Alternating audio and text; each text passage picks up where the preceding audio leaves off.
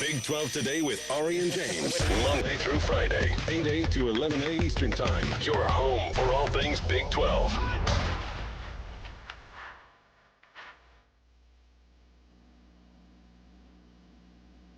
Big 12 Today here on Big 12 Radio. Welcome into a Modelo Monday edition of the program. He's Ari Timken. I'm James Westling. Anthony Smith, our video producer behind the camera for Big 12 Studios. T-Chains on the audio, our producer slash engineer. This is the Big 12 Conference. This is a different league. You're watching us on Big 12 Studios via the Big 12 Fast channel. Color of choice today is blue. You seem flustered. You okay? Are you alive? It's good to see you. Back from the dead. Yeah. Forgot how to do this. Headphone problems, all kinds of stuff. Yeah. You never let small things get in the way of the big picture. No, never sweat the small stuff. Never. Yeah. Never sweat the small stuff. It's good to see you. You all right? You okay? Everything okay? I would say yes. Okay, good. With a lot of hesitation. Got it. Because it was a rough, really rough 3 days, but I'm making my way back. Good. To where I'm starting to eat normal meals. That started like yesterday. I basically just sat around for 3 days like the Pablo Escobar meme where he's just sitting all sad.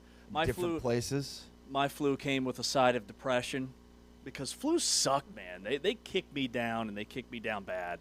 And when my kids get sick, I always think like, oh, I'm above that. My immune system's fine. I'm running around like super dad. And then I just feel stupid. I feel really dumb when I catch whatever they had, and it knocked me out. It knocked me out for a good 72 hours. You do apparently have a very weak immune system because Taman and I sat in a room with you for 3 hours, and neither of us got sick. So I don't know. You know? That's what it is. It's definitely that. I mean, I was thinking that all weekend. I was like, at what point can I jinx it? Can I not jinx it? At what point are we in the safe zone here where I can make fun of James while not jinxing Taman and my ability to get this sickness? Right, so. and you guys are okay. I feel great. Everybody, Taman feels great. Never felt better, actually. Better than average. Yeah, never felt better. Yeah, 10 out of 10. amazing that my immune system seems to be rolling along. I was manifesting it because my number one concern was giving it to you guys because I knew that would be a thing and that would be a really bad thing. But, yeah, it hit me like mid-show. What was that, Tuesday? Yes. To where I went back and watched and, like, my eyes, the lights have never looked brighter. I didn't think I was going to make it through the last 60 minutes. So I tried to keep my distance. And success, I guess, that you guys are okay. Some of us excel in the bright lights and others fade into the background. He faded under pressure. Fade into the background. High-pressure situations. Wouldn't know anything about that. Rock chalk, dude. Thank you. Yeah. Rocking the KU blue today?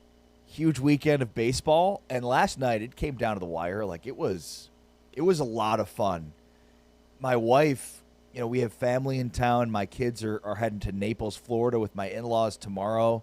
So we've got a lot going on at the house with the in-laws in town before they head back with the kids.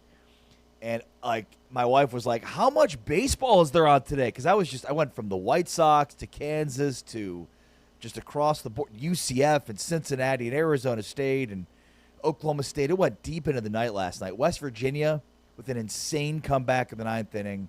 Unfortunately, the only two teams left at this point are the top two seeds for the Big 12. Not to mention Texas Tech and staying alive in the College World Series on the women's side. But, yeah, I mean, Oklahoma State and Arizona State deep into the night last night. Both lose in their regionals and go home. But exciting stuff in baseball. It was just wall-to-wall action. You went from one game to the next. It was incredible. Is college baseball becoming, and I haven't seen any of the TV numbers, and I know some of that's subjective. They can skew those numbers to look a certain way.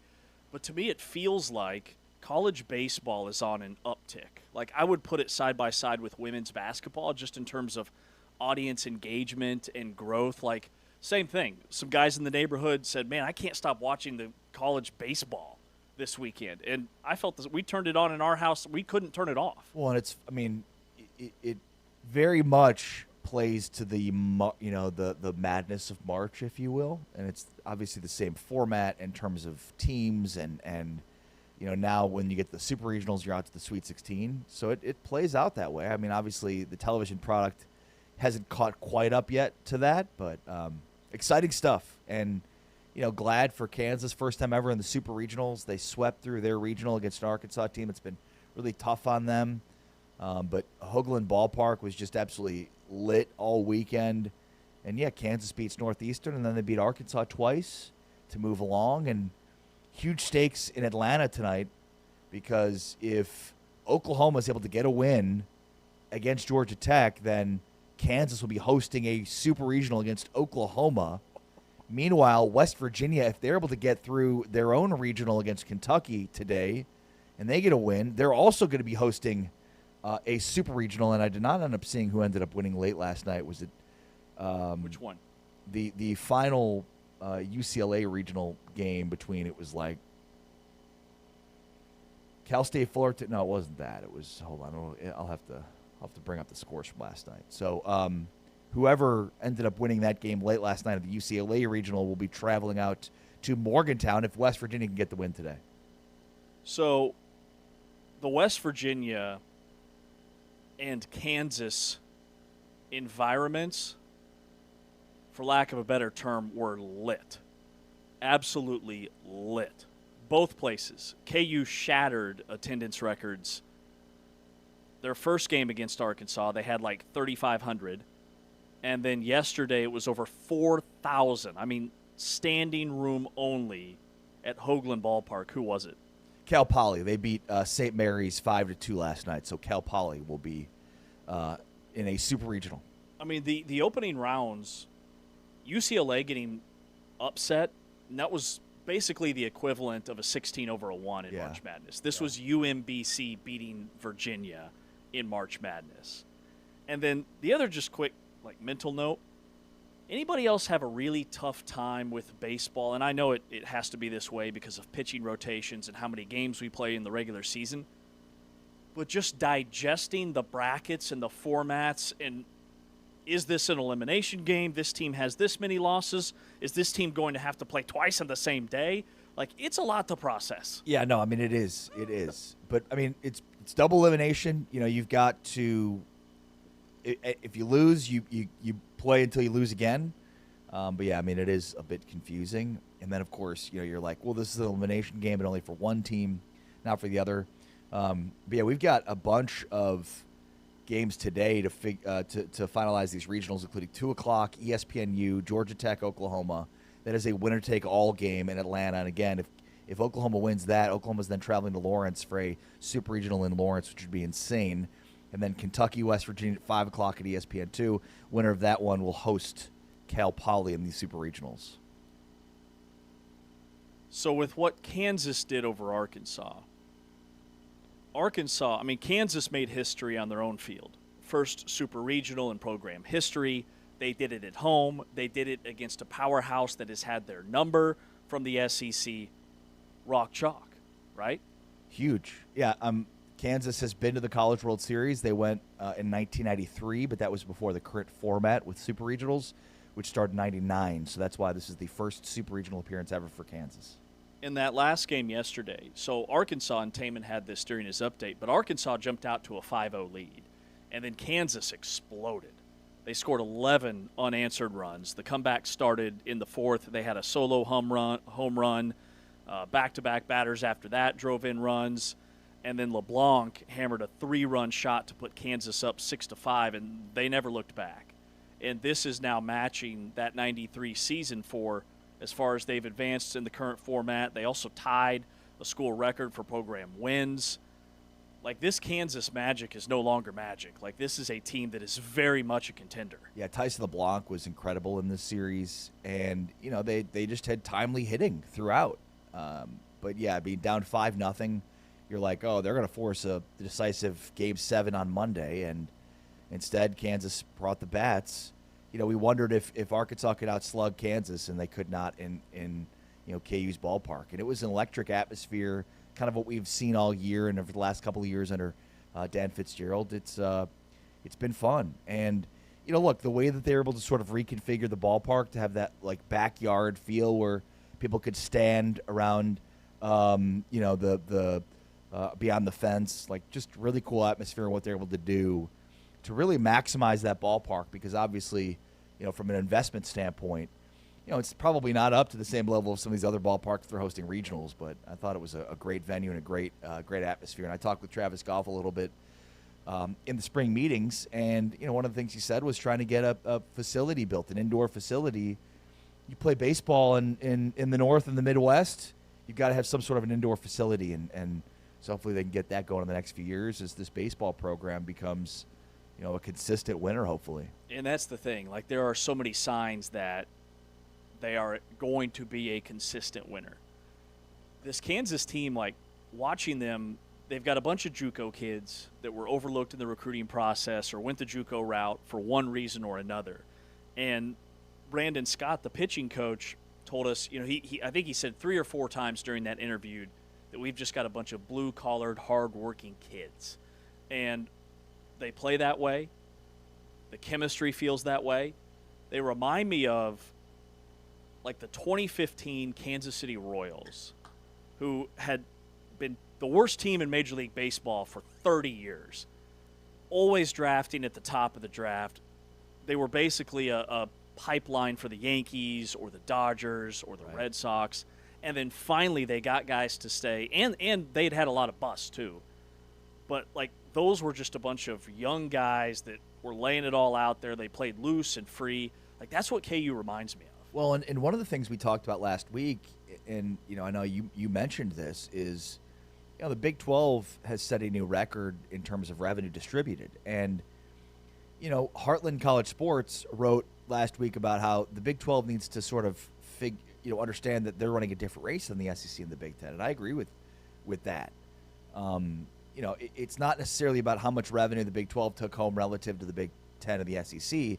It's more of a, the Big 12 without, any dominant brands and sort of a, all for one for all mentality amongst the 16 teams, look at the progress this conference has made without dominant brands. And then you look around and you're looking at, the SEC and the Big 10, they've got great brands at the top that sort of drive the bus for their revenue, but there's tons of other brands in there that are riding the coattails of those top brands. And the Big 12 is just sort of a unique conference from the standpoint of, you don't have any dominant brands, but you've got really good brands in certain sports, and then the emergence within other sports. What Kansas is doing in baseball, what we're seeing Texas Tech do in softball. I mean, what an incredible weekend of softball it was for Texas Tech. They're still alive in their quest to win a national championship and have a huge matchup today. So it's extremely cool to see, not necessarily how the Big 12 compares revenue-wise with other conferences, but what they're doing with their revenue and how they've gotten to this point. It's really a remarkable story. Totally, yeah. I'm so out on the SEC and the Big 10, and I understand it, but I'm just so tired of hearing about those two conferences and talking about what they think and what they're doing and their pickle measuring contest that they seem to be having. I just look at the Big 12 and what has the Big 12 done from the previous year, the previous 2 years, the previous 5 years. And the Commissioner Yormark always talks about the stock is rising for this league, and this is another prime example this weekend with Texas Tech softball, with West Virginia. Kentucky led West Virginia. That game was a roller coaster ride. West Virginia jumps all over their starting pitcher. Cleaver only threw 23 pitches. He gets benched, yanked from the contest, and then Kentucky counters with 2 runs in the next frame. Kentucky leads 9-6 entering the 9th inning. West Virginia rattles off 5 runs, a walk, a balk, and then a 2-run shot. Like, that game was madness. To have West Virginia in this position, to have Kansas already locked up for a league that didn't have teams in the top 10 of the RPI or the top 15 because of their non-conference schedules and the teams that they couldn't play, I think the league, it looks really good for this time of year. Yeah, well, and I mean, you mentioned incredible theatrics in the West Virginia, the Morgantown elimination game late last night, and then, with Texas Tech getting up on UCLA, then getting up again, they tie it only for Texas Tech to then go ahead and move on to the semifinals. So you've got Texas and Tennessee. That'll be at 11 a.m. for one semifinal, and then if Texas wins game one, then they get an elimination game against Tennessee at 1:30, and then later on tonight, Alabama and Texas Tech, same deal. If Texas Tech gets a win over Bama in game one at 6 o'clock on ESPN, then they survive for a game two at 8:30 on ESPN for a winner-take-all into the Champ Series. Man, and the Texas Tech, the drama just continues to follow Texas Tech softball. Well, they are villains, and they should be embracing it because, a bunch of these top-level players that they signed this offseason, their teams are ticked off that they're not with them anymore. Yep, exactly. They're all butthurt, for lack of a better term. Texas Tech just beat the team, by the way, that scored more runs in a single season than any program in NCAA history. UCLA had scored more runs this year than anybody else in the history of the sport. Texas Tech takes them down 8-7. Red Raiders are now 59-9. They still haven't lost back-to-back games all season long. They had just dropped that really tough extra inning game to Tennessee that was a nail-biter the day before. They responded in a big way. All Red was fantastic. Jasmine Burns had her 18th home run of the year.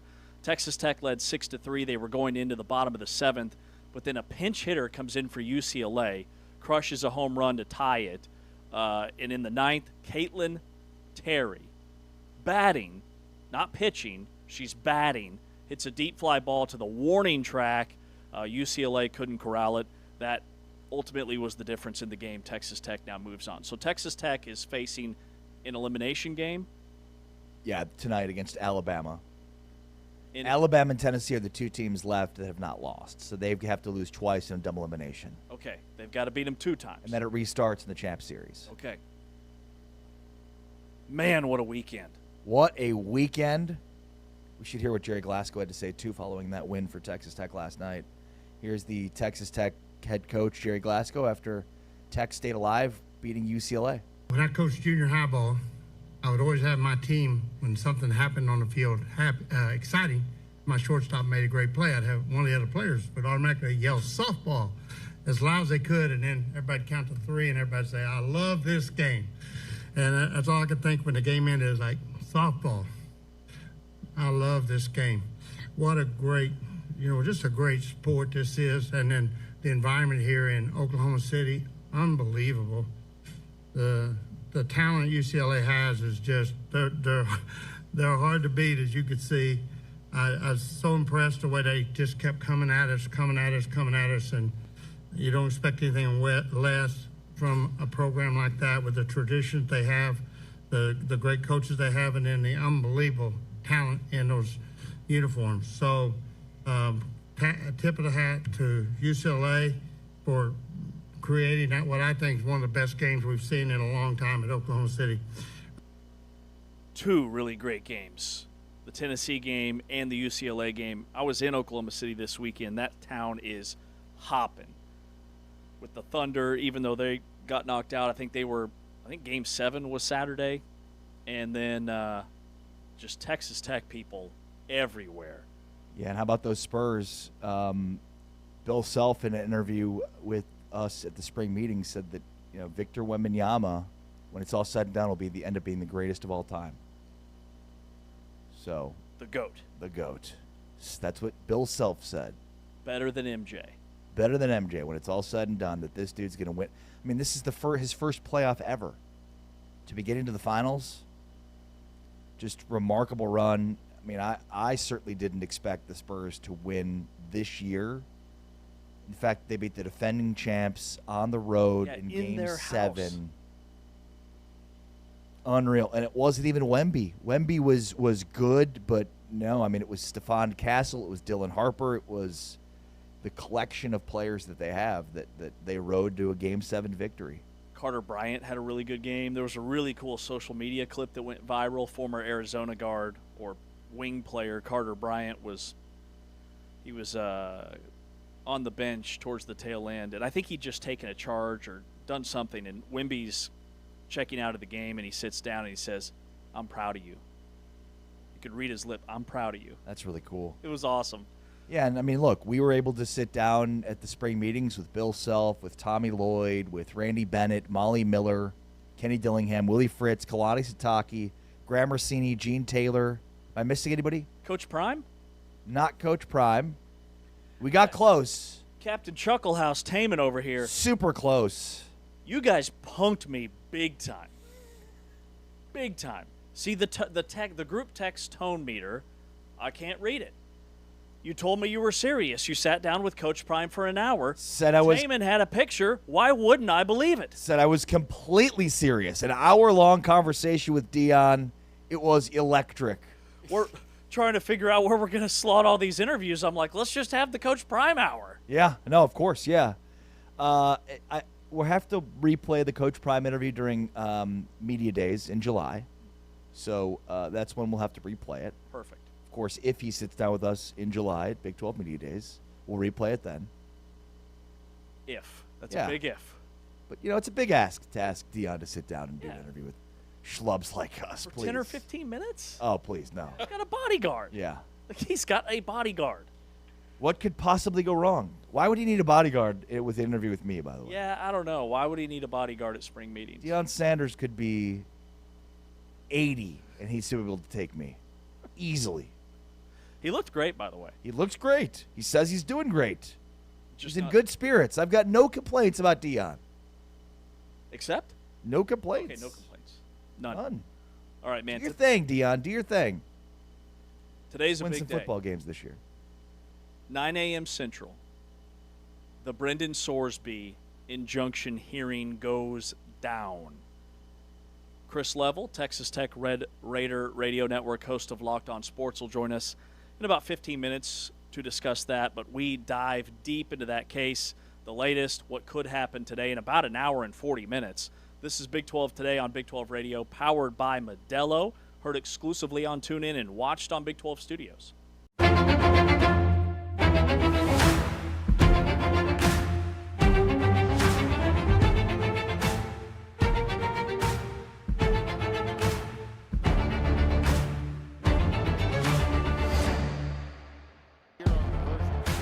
Jackson's in trouble now. David Bailey, he is a sack machine. Third and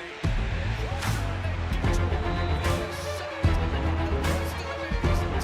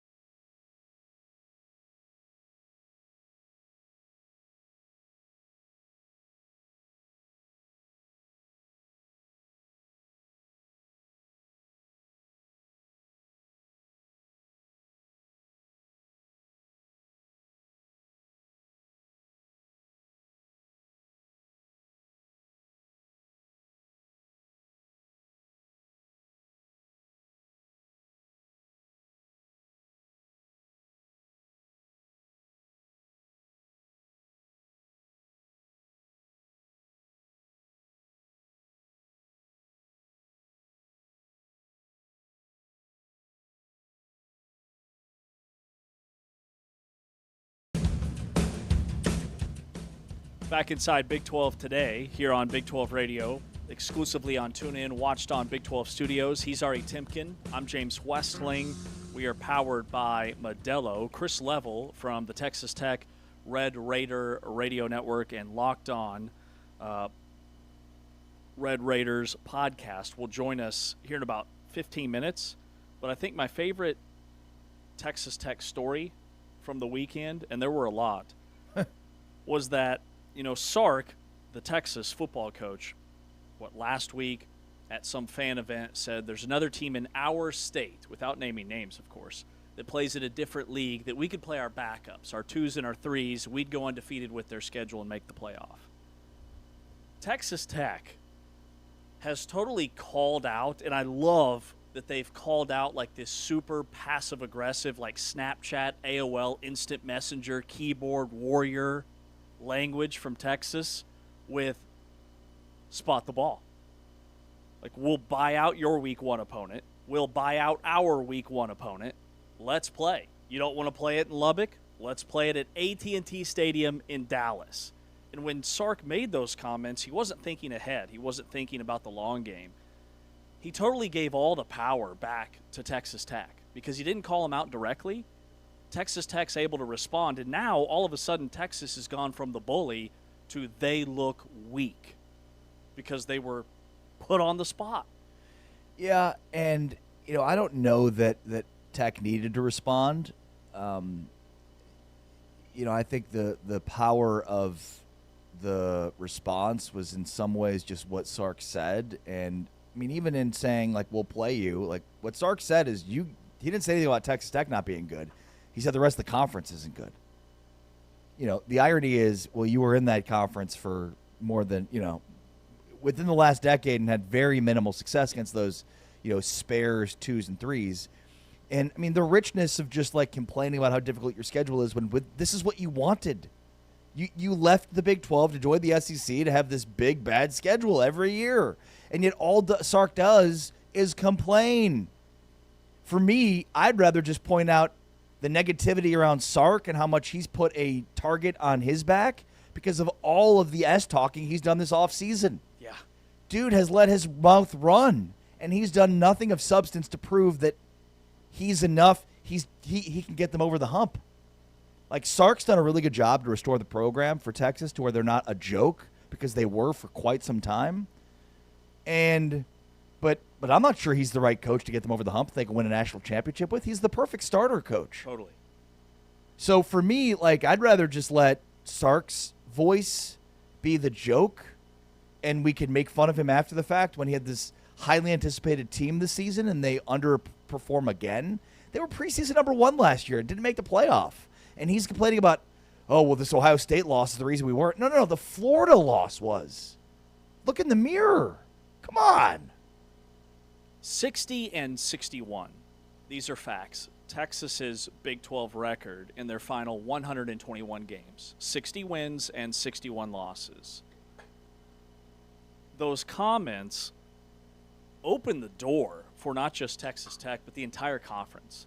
Because now you see, to your point, other fan bases rallying behind Texas Tech.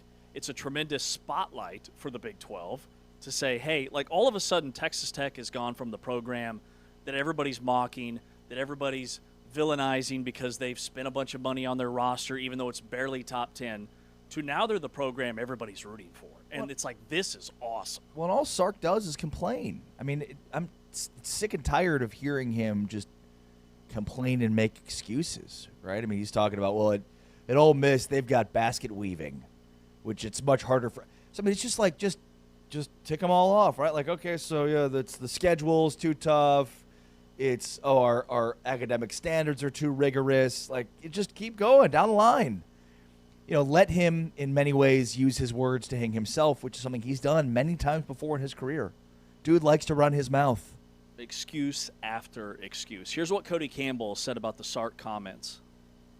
Well, so, you and I talk a lot about Texas, and but I don't know if you know the difference between bulls and steers. Do you know the difference? There's an important physical difference, and this is a family show, so I'm not going to lay it out to you, but I think a lot of your viewers know, and you maybe have some of your guys look it up.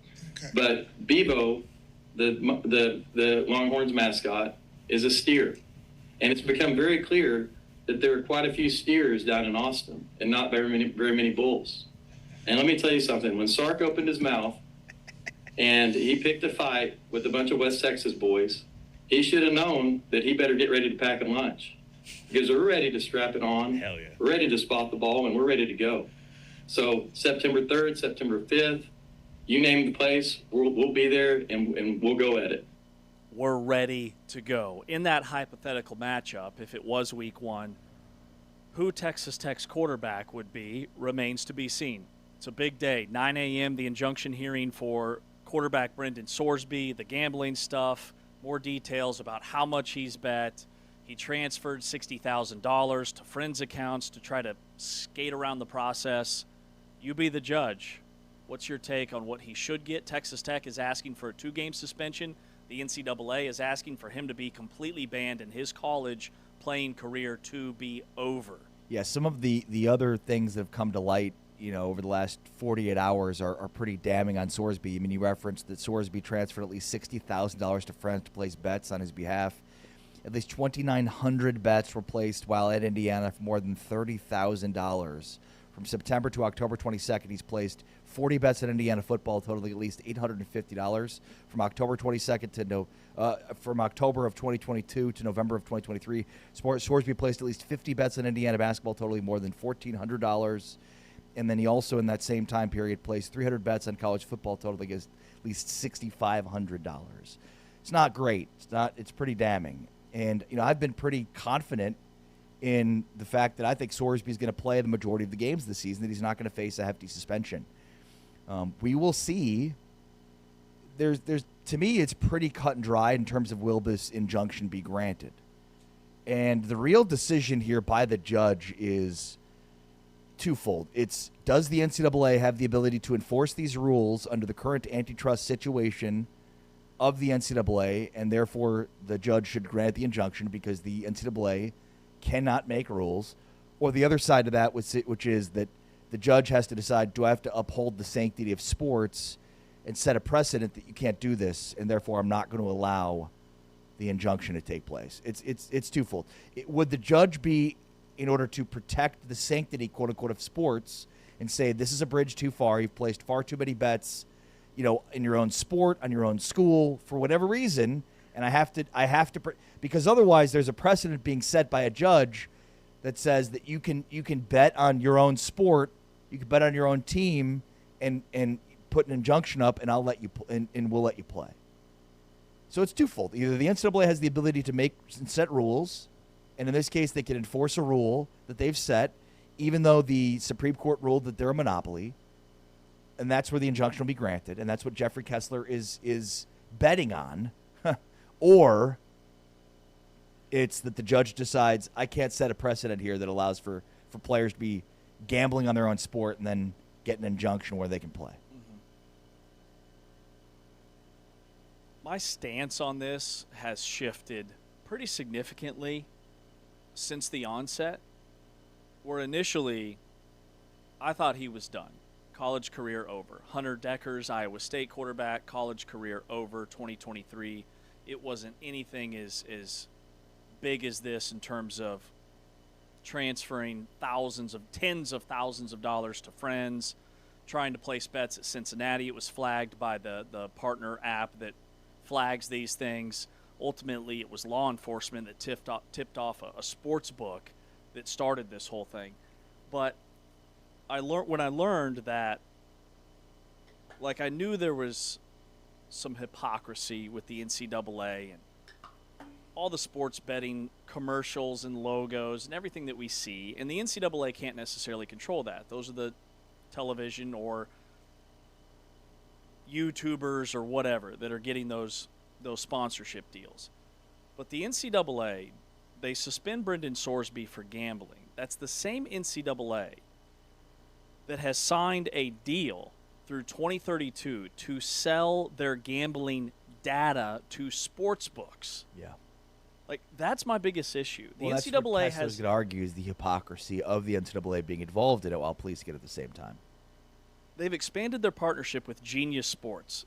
Genius Sports is the exclusive distributor of official NCAA data feeds to all these different sports books. This is a deal. Like the NCAA makes a ton off March Madness. The NCAA makes a ton, millions and millions of dollars off of this sponsorship deal with a company providing the data for the sports books. Like that just doesn't make sense in my brain.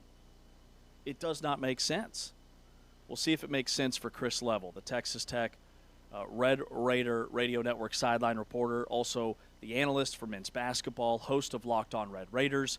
He joins us coming up next. This is Big 12 Today on Big 12 Radio, brought to you by Modelo, exclusively on TuneIn. He's home again. Changing up the look. The result is the same for David Bailey. 56% on the year on conversions. Jackson's in trouble and down. David Bailey, he is a sack machine. More on 3rd and 8. Pressure and they get to him. He is sacked by the best in the biz, David Bailey. 14 and a half sacks now on the season. On this possession, what a huge smack in the backfield again. It's David Bailey walloping Jamarian Burnett. Work on an empty here, 3rd down and 9. Kansas State, oh goodness, look out. David Bailey, the sack leader in the nation, gets home again. Cam Pickett is much healthier now and running better. You see it there. Oh, good night. David Bailey in a heartbeat. He graduated from Stanford in under 4 years, and he runs like this.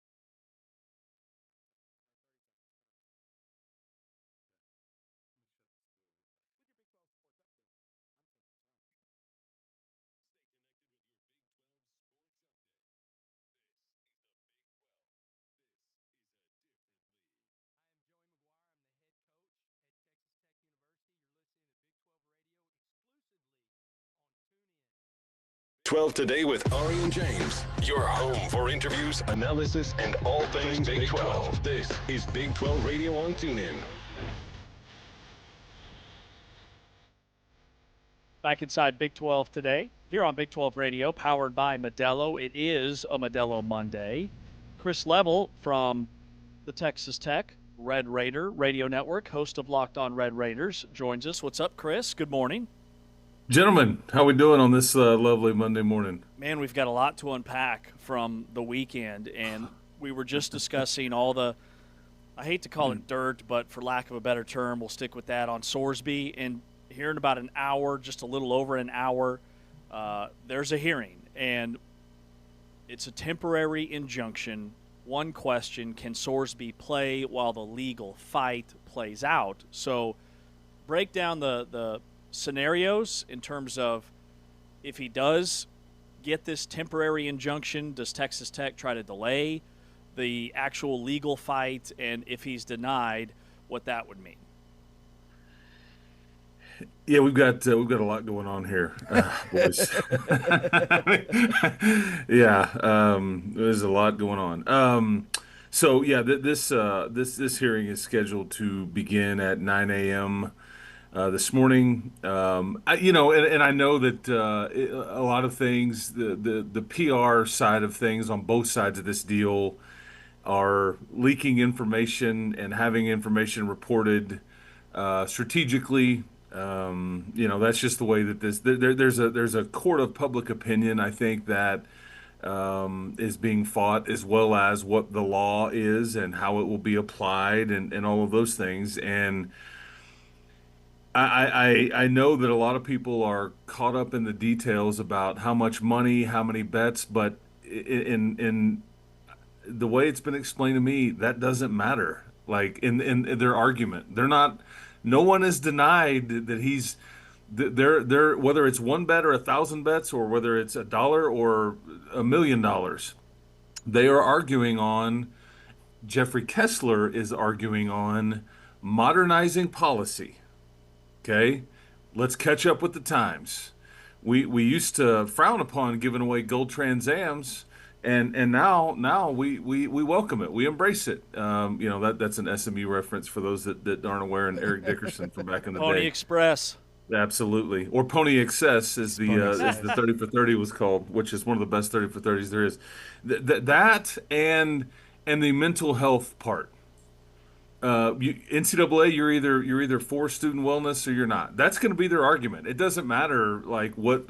Now the NCAA is going to try to point out, but that's not what I think Brendan Sorsby's legal team will argue for. And I don't think anybody on Brendan's side of it or Texas Tech's side of it feels like that he should play every down of every game. I think they're arguing for, it's a negotiation. You're arguing for a 2-game suspension. Maybe you get 4, maybe you get 6. I don't know. Or maybe you get, hey, like you're done here.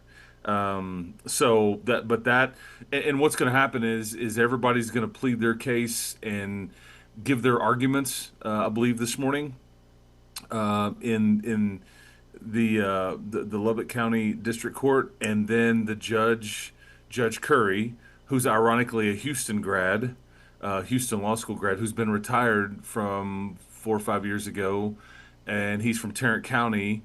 He is in Lubbock, and he will hear this case, and then I think he'll take some time, whether it's days or a week or whatever, maybe longer, and then he will let everybody know what he has decided, and away we go. Yeah, and if he decides on an injunction, then Sorsby will be able to play, and if the NCAA appeals the injunction, it heads to a circuit court in Texas that is headed up by 4 Tech grads. So that'll be very interesting in terms of the dynamics here. And I think you're totally right. Like, it doesn't really matter how we view sort of the history of sports betting in this sport and how much money was wagered. It really comes down to the NCAA's ability to enforce rules and whether or not, this judge in this case will uphold the ability for the NCAA's ability to enforce rules.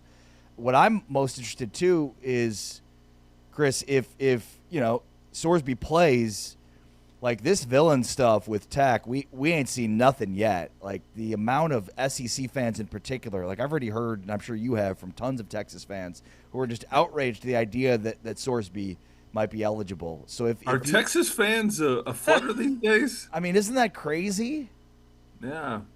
I mean, of all of the rules that are being broken, you know, they're really digging in on this one in particular.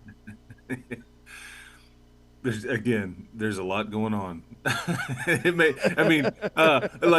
the old meme with you just got your popcorn ready and you just kind of sit back and you just that's fires raging around us. Yeah, absolutely, man.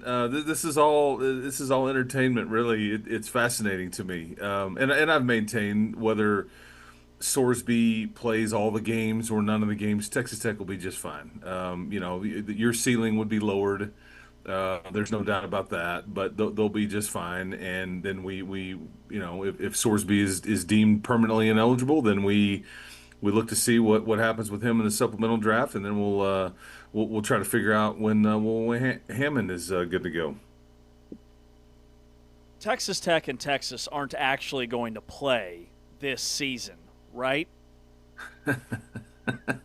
I would seriously doubt that there will be any kind of response from the Texas folks with and we know this, whether you like Sarkisian or not, but and Joey or whoever we're talking about, coaches get in front of their fans and they say stuff. They try to fire up their fan bases, right, and all that. And I think after a couple of big wins at the end of the season last year, I think Steve Sarkisian was a bit flustered that there was no shot that they were going to get in the playoff, and I'll tell you why I think he took a shot at Texas Tech, which is where we've ended up with this public spat, right?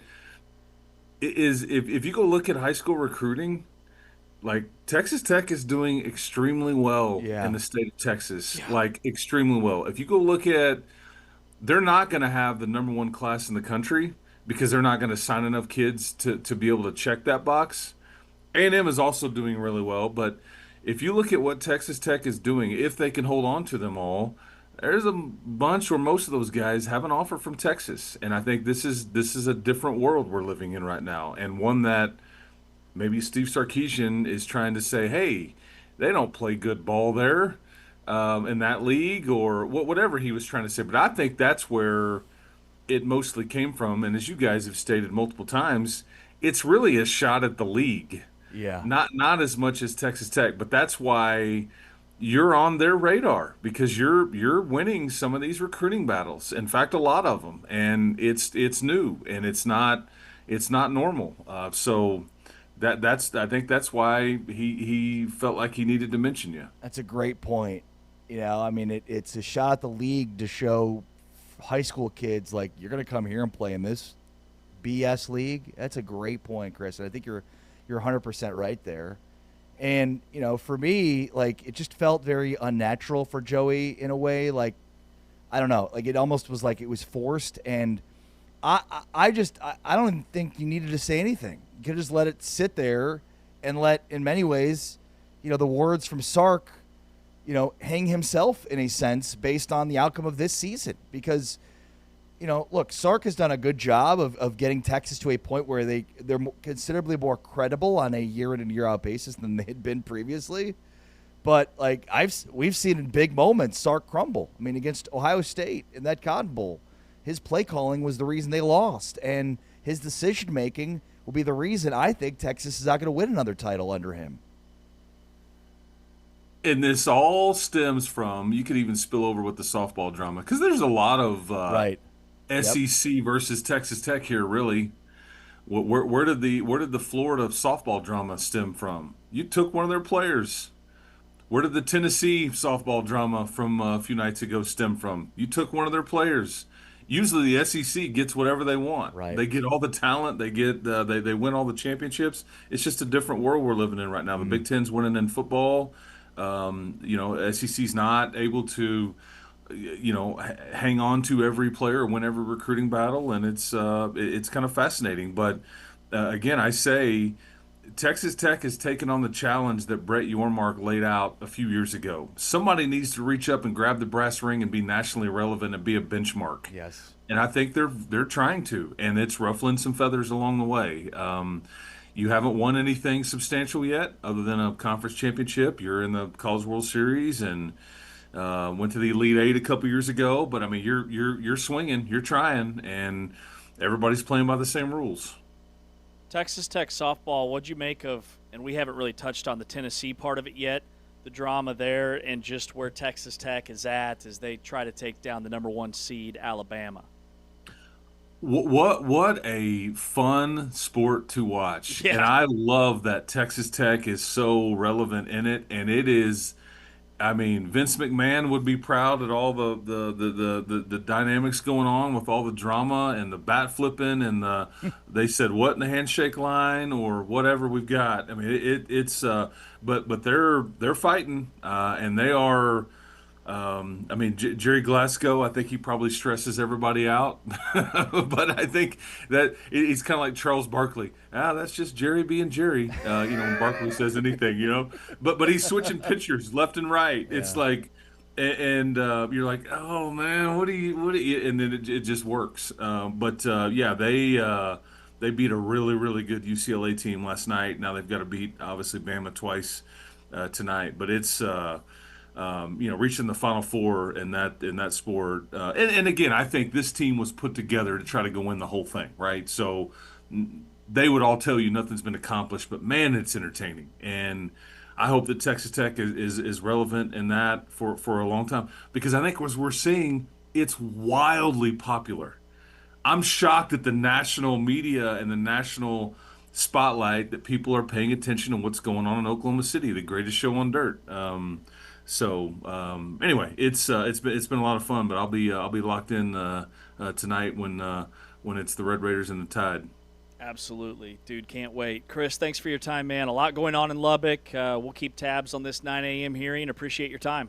Okay, appreciate you boys. Keep hope alive, and hey man, have a good week, and we'll keep doing drama well down here. I love it. Just keep winning, baby. Let's Better go. you than me. Chris Level from Locked On Red Raiders and the Texas Tech Red Raider Radio Network. Taman, if we can, clip 7. Let's play the Texas Tech. This is Taylor Pinnell on what former Tennessee coach Karen Weekly told her during the post-game. This was the handshake line after the game. Yeah, we were walking through the line just saying good game, and she said that I made a mistake instead of saying good game, which it's kind of crazy, like celebrate with your team, and I just think it's funny she's still thinking about it, but it's old news, whatever.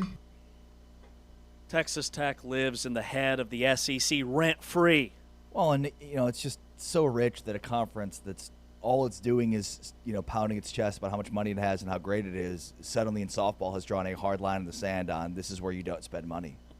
Okay. Let Jerry Glasgow keep getting your players and turning them into a football or a softball factory. Again, I mean, the SEC, these hypothetical championships, like just the dominance that they have over everybody because they say so, it knows no bounds. Yeah. And, I mean, they set the rules, and Texas Tech's not allowed to spend money in softball, period, end of story. And so we're seeing Tennessee crumble because of it. We're seeing Florida crumble because of it. And the reality is it's like all these other programs are focused so much on Texas Tech. Like, see what happens with Tennessee and Texas. I bet you end up seeing Texas and Texas Tech in the champ series again. Both need to win 2 straight here. But I think we're coming tomorrow and we're talking about a champ series starting Wednesday with Texas Tech and Texas. They've got the depth. Like, they've got... Texas is the only one that's not focused on Texas Tech, amazingly. Right. Mike White's the only coach of Texas that doesn't have it out for Texas Tech. That hasn't taken shots fired. All right, coming up next, we pick back up our Road to Arlington series. Today we highlight Iowa State. So we look at Iowa State football, the biggest question marks, the biggest gamble, trap games, biggest game, 3-game stretch that could define the season for their first-year head coach, Jimmy Rogers. That is next. This is Big 12 Today on Big 12 Radio, brought to you by our friends at Modelo, exclusively on TuneIn.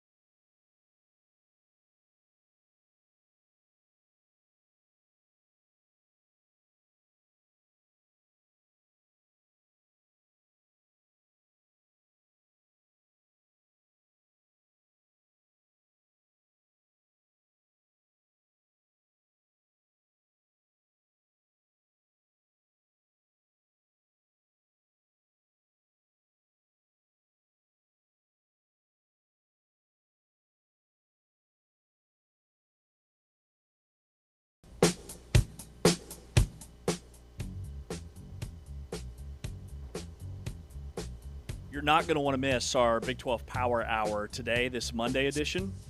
Starts at 2 Eastern, 1 o'clock Central. You'll hear from Arizona State's athletic director Graham Rossini, women's basketball coach Molly Miller, new men's basketball coach Randy Bennett, Gabe Lazo, and Tommy Lloyd.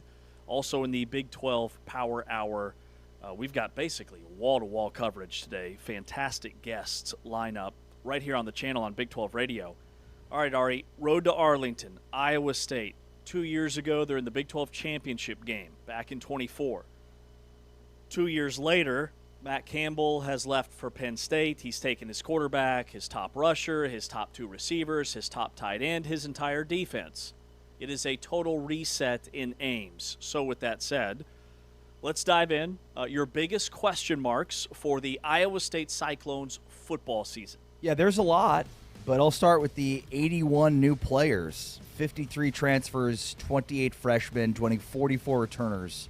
So the biggest question is, can this group of seemingly new players with a new staff gel and coalesce in order to win games in October and November? And remains to be seen. Now, Jimmy Rogers, the new Iowa State coach, did this with Washington State with 75 newcomers, but that was Washington State, in a newfangled league, whereas this is the Big 12. It's a little bit tougher, but they did get to bowl eligibility with 75 new players in 1 year at Washington State, so we'll see how quickly they can do the turnaround at Iowa State. That's, for me, the biggest question. And the other one would be offensive line. Huge question, but go ahead first before I expand on the offensive line. Well, that was mine. Yeah, and actually I had offensive line and transfers, my biggest question marks. And I tried to highlight a position group that looked the shakiest on paper, and the offensive line stood out. Because your number one guy on the offensive line is a transfer who was a 4-star recruit out of high school, but couldn't stay healthy at Oklahoma in Jake Taylor. Every single starter on offense, and I think when it comes to cohesion and what you need in terms of returning starters, like the offensive line stands out. The entire offense is gone. And when you look at the guys that they brought in, like their spring scrimmage that they had their projected starting lineup that they rolled out there. One guy was primarily just a special teams player last year, and the transfers outside of Jake Taylor, the Oklahoma kid, are mostly like FCS, group of 5. I mean, the 5 that they rolled out were Taylor and then transfers from Sioux Falls, Tarleton State, Montana, and a kid that played on special teams. Like, those were your 5. That's a huge red flag for me. Yes? Agree? Yes, agree. Anything to add on the offensive line? No, I think you hit the nail on the head there. It's a huge question mark, and it's obviously for the Iowa State team to have much success under Jalen Raynor at quarterback. They're going to need the offensive line to be better than what it looks to be. What it looks to be heading into fall camp. We'll see. Totally. All right, biggest gamble. Yeah, I mean, aside from what we just talked about with the offensive line, I'm going to go with the cornerbacks. I don't know that Iowa State gambled on Jimmy Rogers in terms of their hiring. I mean, they really had no choice. Campbell left on a Friday, and Rogers was hired within hours. For me, it's the gamble year one on Rogers at the back end of their defense.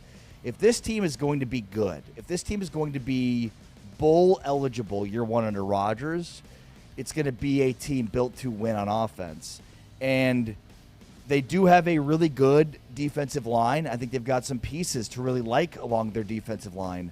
But I think their secondary has major questions. And so while we do look at the offensive line and say there's questions there, I think the gamble here is that they didn't spend more money to acquire more talent to be more consistent potentially in the back end of their defense, because they're going to have to be good on defense for this team to be 5-6 wins. And I think they're going to be good in the front end. It's the back end that I question. Yeah, the defensive line looks really underrated.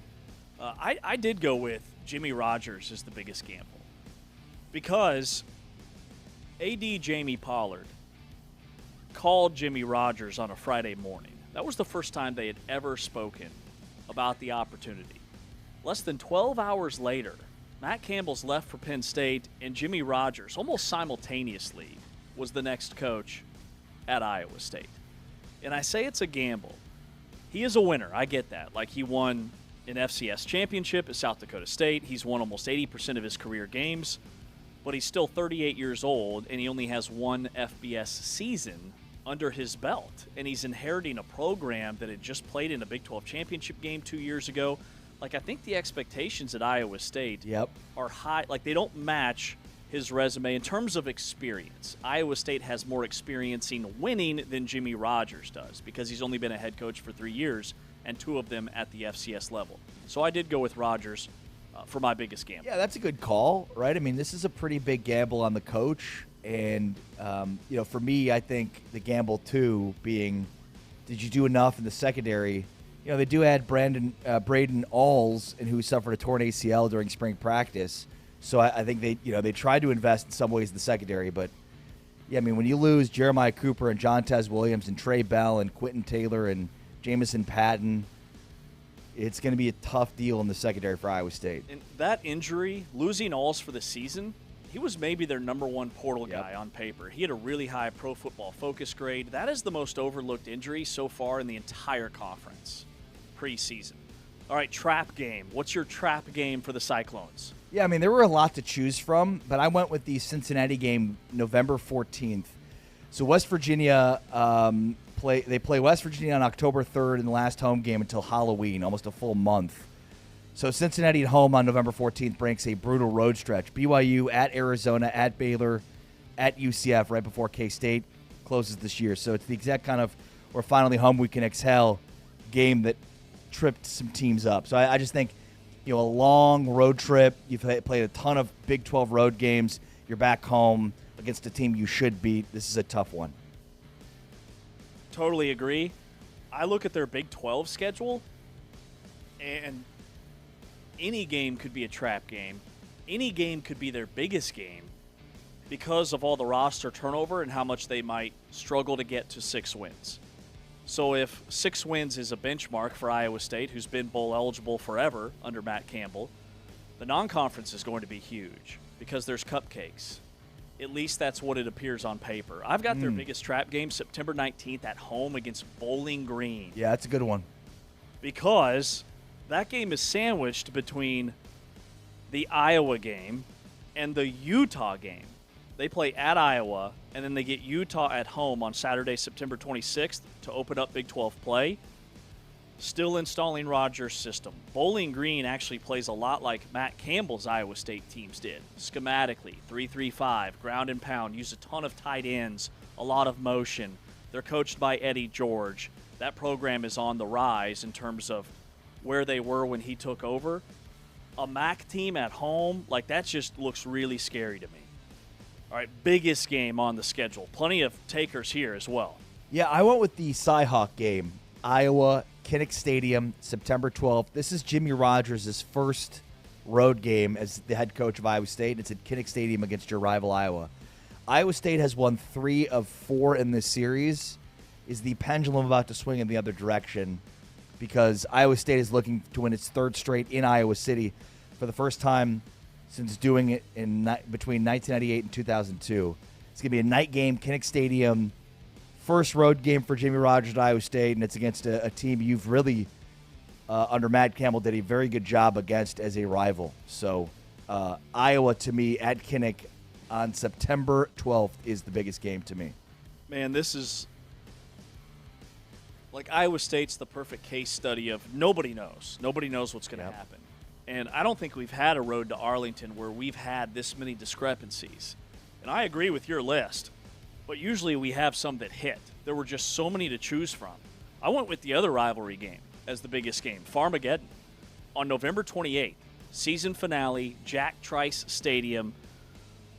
Iowa State leads the all-time series, and they've won the last 3. They haven't won 4 in a row against K-State since the 1980s. Wow. Since 1985 to 1989, right before Bill Snyder got hired. Kansas State, with their schedule, they could be looking at 8-4, 9-3. This could be a win that maybe gets them to 10. For Iowa State, this could be the game that they need to get bowl eligible. So either way, I think there's going to be a ton on the line for this game, and it's the last game of the year, November 28th, against Kansas State. All right, let's hear from the new head coach, 38-year-old Jimmy Rogers. This is what he says about adapting and what he was able to accomplish at Washington State and how that carries over to this new gig. If you don't adapt, you're going to be dying in this profession. So for me, it's all about, is there a new way or a better way to do something? If there's not, then don't change it, right? If you're having success and you believe in it, don't change it, because ultimately you're leading a team and they got to feel the belief that you have in the program in which you're guiding. And then there are things along the way that you have to adjust that you know aren't good enough. And that's always something that I've always prided myself on, that you got to find a different way to teach somebody certain things, or a different system of getting information to players quicker so that they can learn and grow at a much faster rate. Because I would say in college football right now, with the rosters trimming to 105, you have to get players faster, or get players ready faster. And that's giving them the information, how you give them the information, how you teach it to them, allowing them to absorb it, and then being able to correct them in order to play as quick as they possibly can. If they're good enough, they should be playing for you. That's our job as coaches, to teach them and give them the knowledge to impact the team quicker than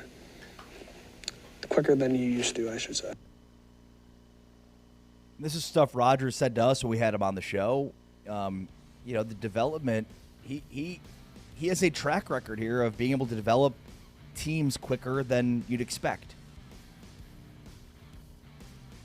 To get 6 wins at Washington State, it's like winning 10 games and going to the college football playoff in a power conference. Like, that roster was completely gutted. Yep. So he's seen this before. To him, he's like, 70 new players, no big deal. 70, 80, who gives a bleep? 20 of them are coming with me from Washington State. That's more than I had going with me from South Dakota State to Washington State. So for him, this isn't new. It's just really new for everybody else in the Big 12. All right, here's what he said about, and I love this mindset, nobody should feel bad for him. I got hired to do a job. I'm not going to change my standard of what I expect our program to do based off of the situation that I chose to be a part of. Mm-hmm. Nobody should feel bad for us. It's our job to get the team ready to play. Yeah, does it take boldness? It takes clear vision and a belief that you can do it. I have that. Otherwise, I wouldn't have taken the job. I'm excited about what we can do. I'm excited about the roster that we put together. It is about making players believe that they're better than what they actually are. It's about making a staff believe in their players and seeing them as what they can become rather than what they are at the current moment. And it's hammering a consistent message home that becomes so redundant that they don't know anything else. And I think if you do it that way and you're genuine about your approach, you tell them the truth, you hold them accountable, you love them as if they're yours, you can have success. Love that from Coach Jimmy Rodgers. All right, when you look at Iowa State's schedule, like their schedule, they don't play Texas Tech. They do play BYU, and they have Utah and Kansas State.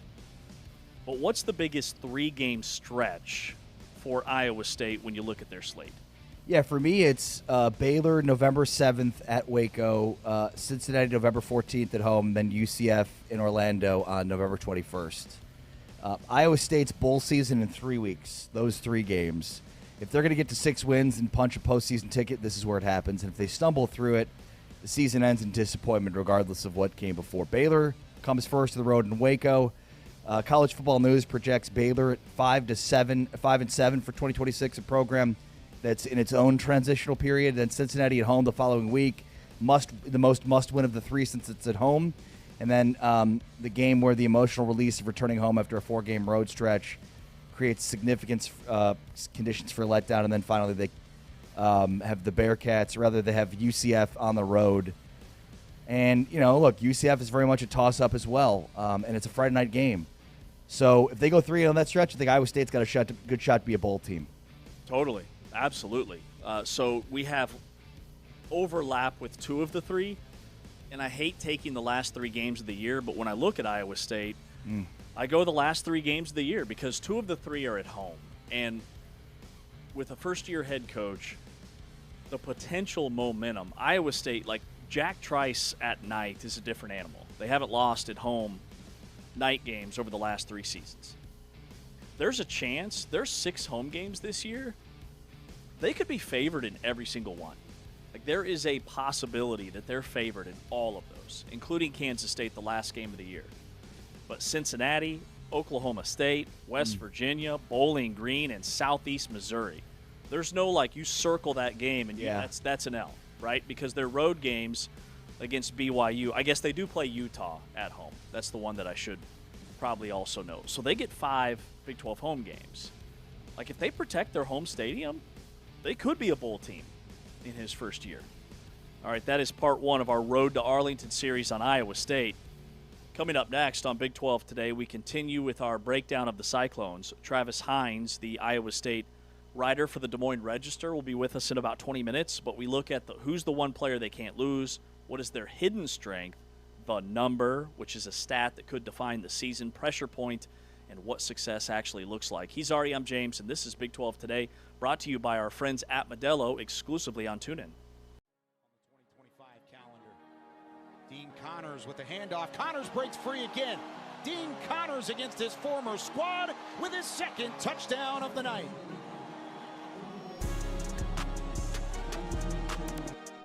And maybe get a little overzealous and leave some room for Connor Wiggins.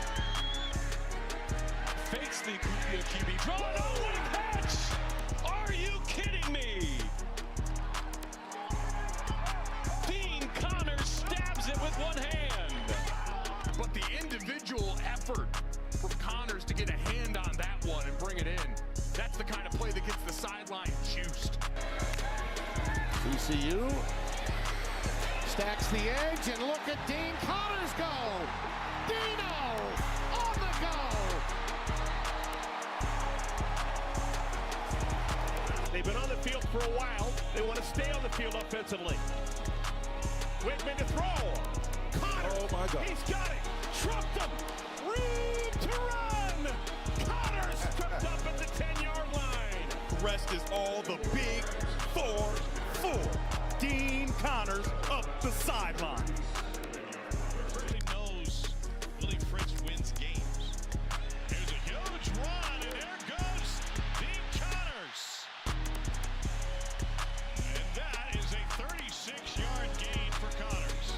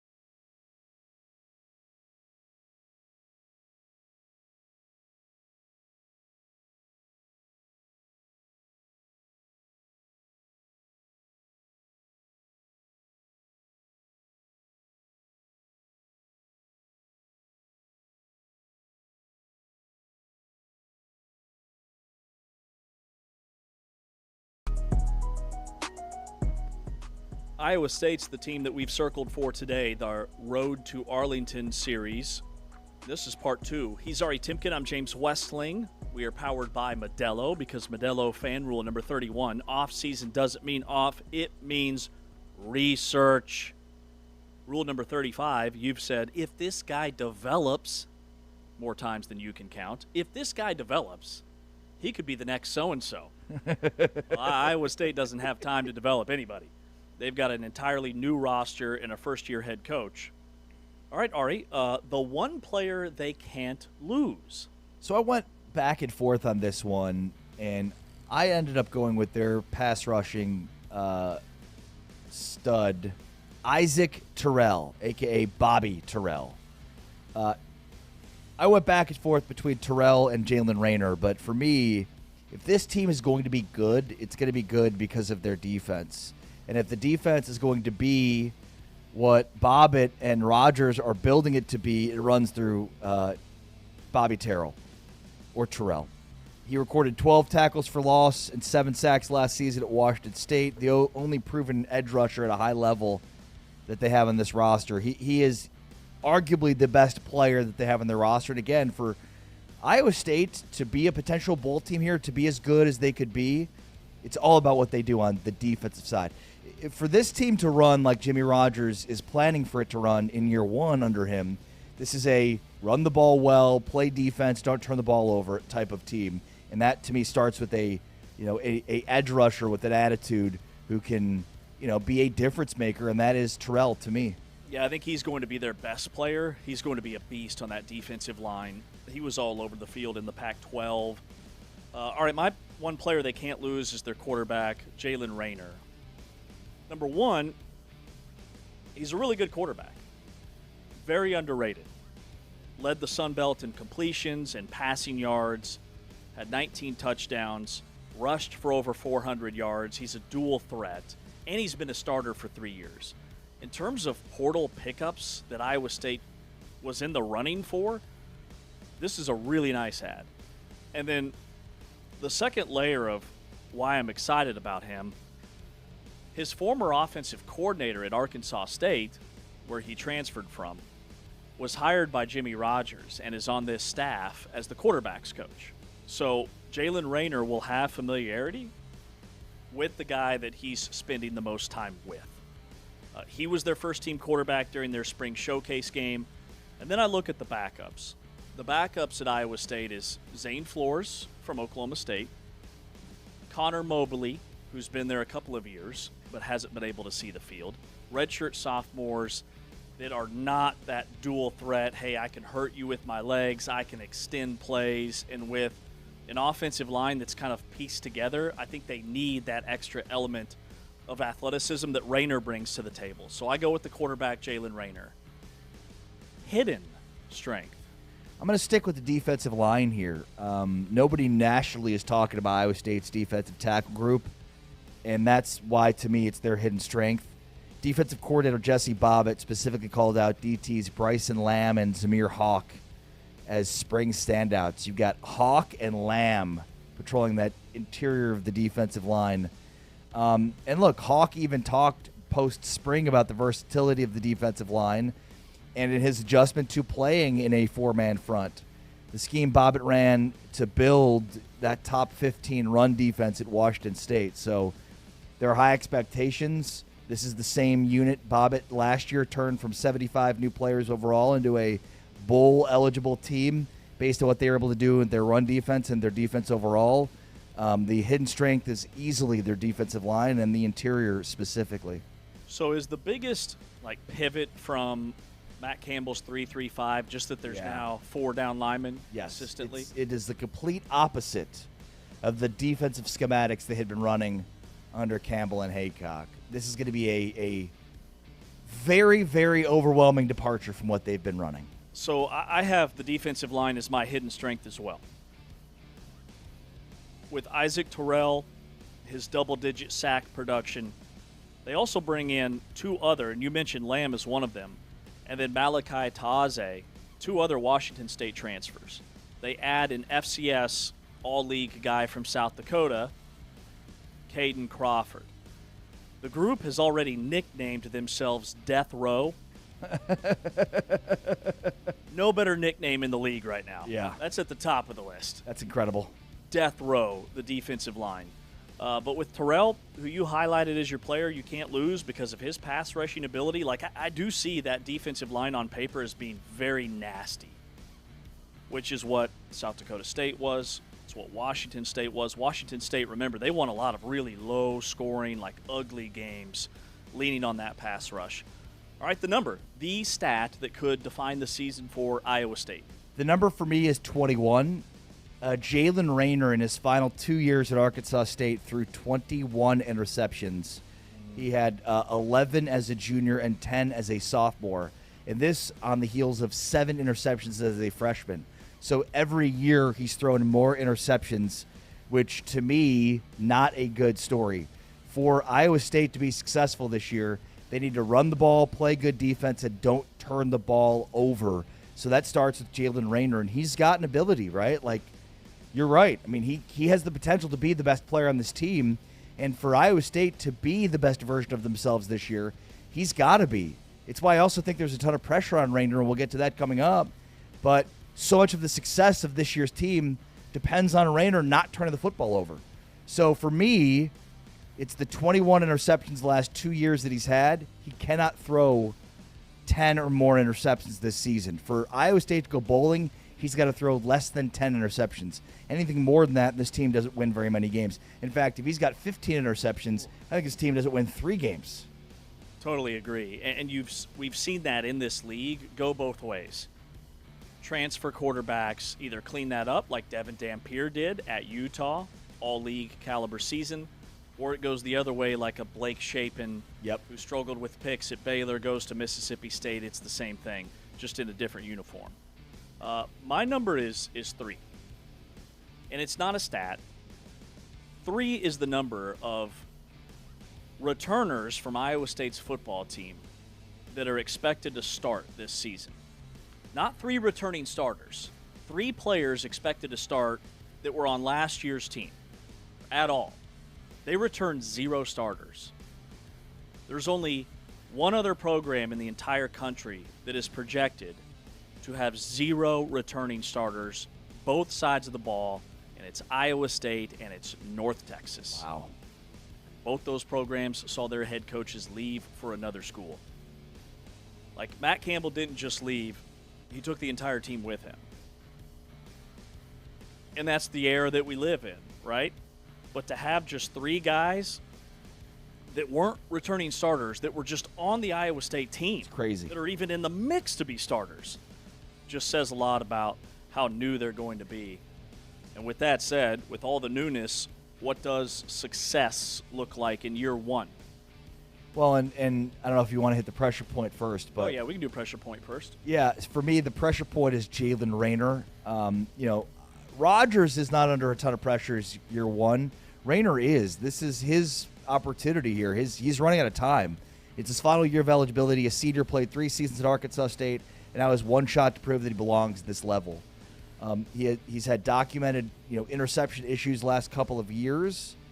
And if the fan base turns on Rayner by mid-October, then recruiting suffers, momentum stalls, the program rebuild slows before it even starts. So Rayner's got 1 year to prove he could be a Power 4 level starter, and if not, things can go south, and it's like, well, what do you have year 2 now at the quarterback position? A lot of momentum could be zapped from Iowa State immediately. So Jalen Rayner to me is the pressure point. Yeah, he's got to be the dude. Man, when I was trying to figure out the pressure point, frankly, I don't see a lot of pressure on anybody. Jimmy Rogers is he's a new coach in his first year with an entirely new roster. Like, if Iowa State goes 2-10 this year, he'll get a pass. So I went with the athletic director, Jamie Pollard, and I don't even think it's pressure. Iowa State's, and maybe I should have reframed this as like NIL collective, but Pollard made 1 phone call. He made 1 phone call on a Friday morning. By Friday night, he had a new coach in Jimmy Rogers. He's been very outspoken about the lack of resources, the revenue breakdown. They take a bunch of money from women's basketball to try and fund football and men's basketball. They have to cut their gymnastics program. Like, they've got a lot going on. And so I only say that because if Iowa State does go like 2-10, I could see some finger pointing at him more so than Jimmy Rogers. But again, I think for the most part, everybody gets past because this team is so new. All right, success. What does that look like? I think success is a bowl game this year. It's 6 wins, and it's a bowl game. It's the Cyhawk game. It's winning in November during a bowl or bust stretch, right? We identified that 3-game stretch, even if it's the 4-game stretch in November to close out the season. I mean, Baylor, Cincinnati, UCF, that's your opportunity there to get in the conversation. So I think, success looks like 6 wins again to do a bowl game year 1, which is exactly what Jimmy Rogers was able to do year 1 at Washington State. I think it's, competing in the Big 12 in some of these big-time games. It's developing some of these guys, these newcomers, to be potentially, big, high-level starters for you into next season. So, and then the Bobbitt defense, right? Like, Jesse Bobbitt's defense last year was really good for Washington State. It's the reason that they won as many games as they won. So I think all of those things play into what could be a, really highly successful 2026 heading into 2027, where Iowa State's right back in the conversation for a Big 12 championship. So for me, success looks like 6 wins and a bowl berth.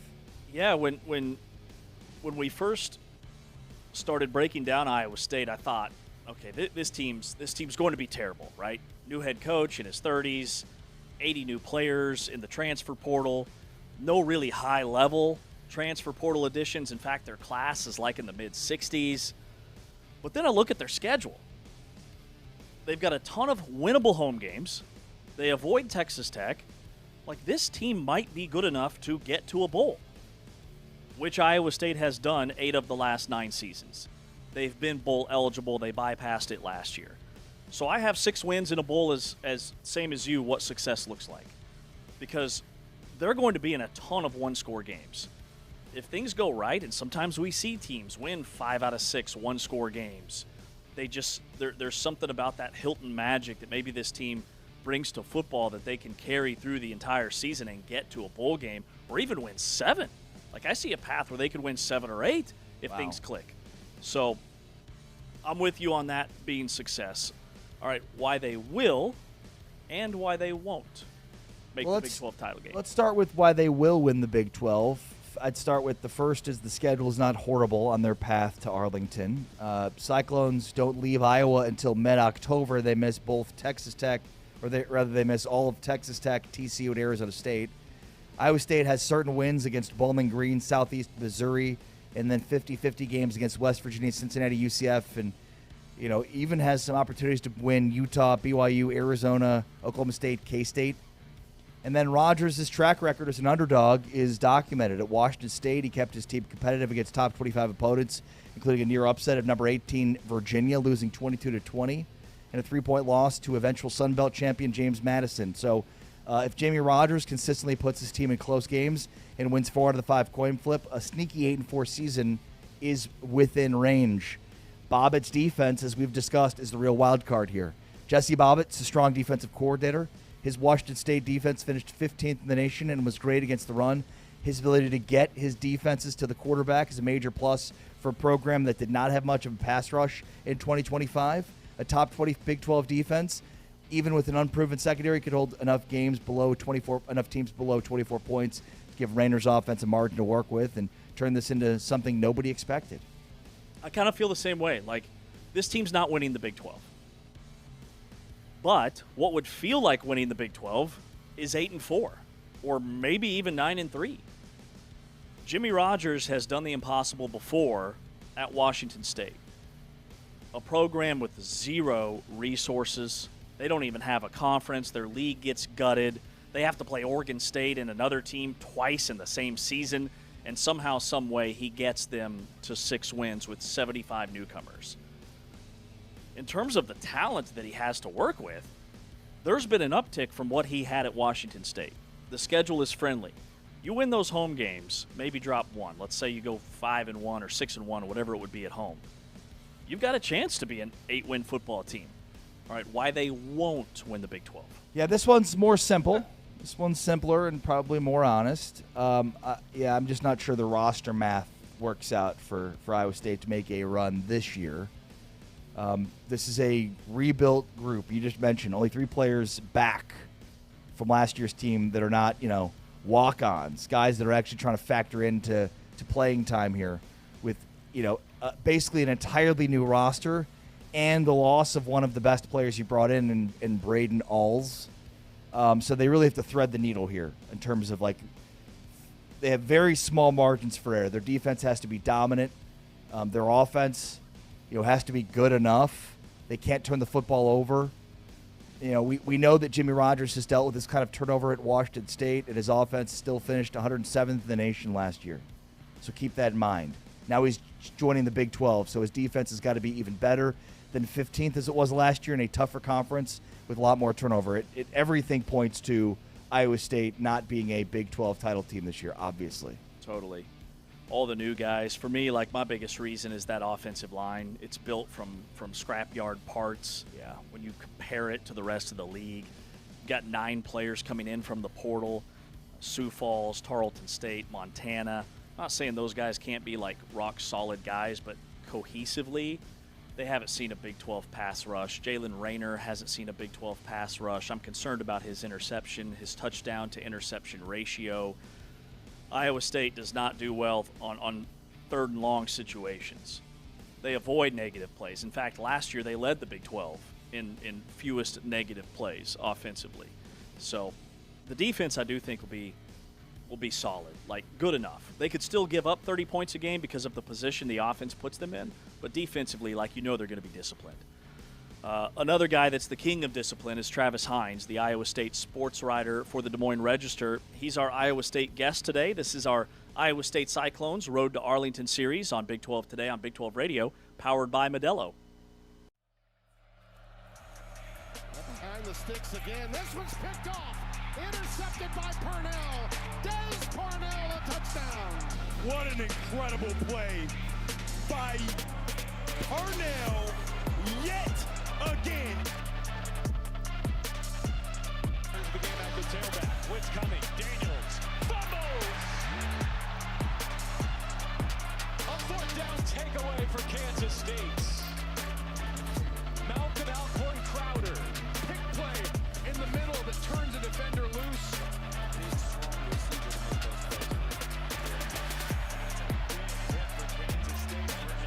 make those plays. Hoover, tip ball. It's intercepted by Purnell. Des Purnell, his 2nd of the day. Purnell with another interception, and he tries to get to the end zone again.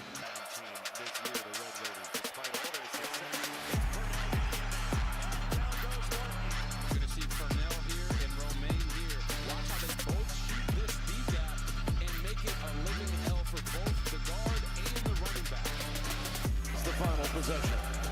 Hoover running out of time, and down he goes.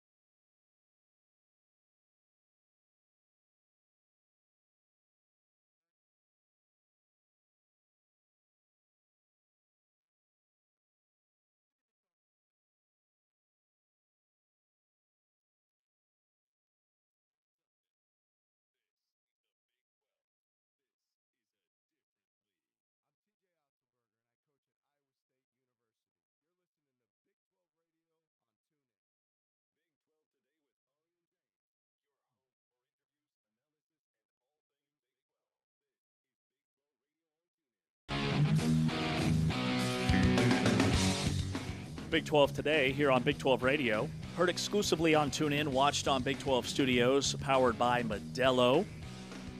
We welcome in Travis Hines from the Des Moines Register, covers Iowa State, a regular on the program. Iowa State is the team that we focus on today, our Road to Arlington series. And Travis, one of our topics that we go over is the pressure point and who's feeling the pressure for each team. And when it comes to Iowa State, like, is there any pressure on anybody? I mean, with all the new players, a 38-year-old head coach, like, where would you highlight as being the pressure point?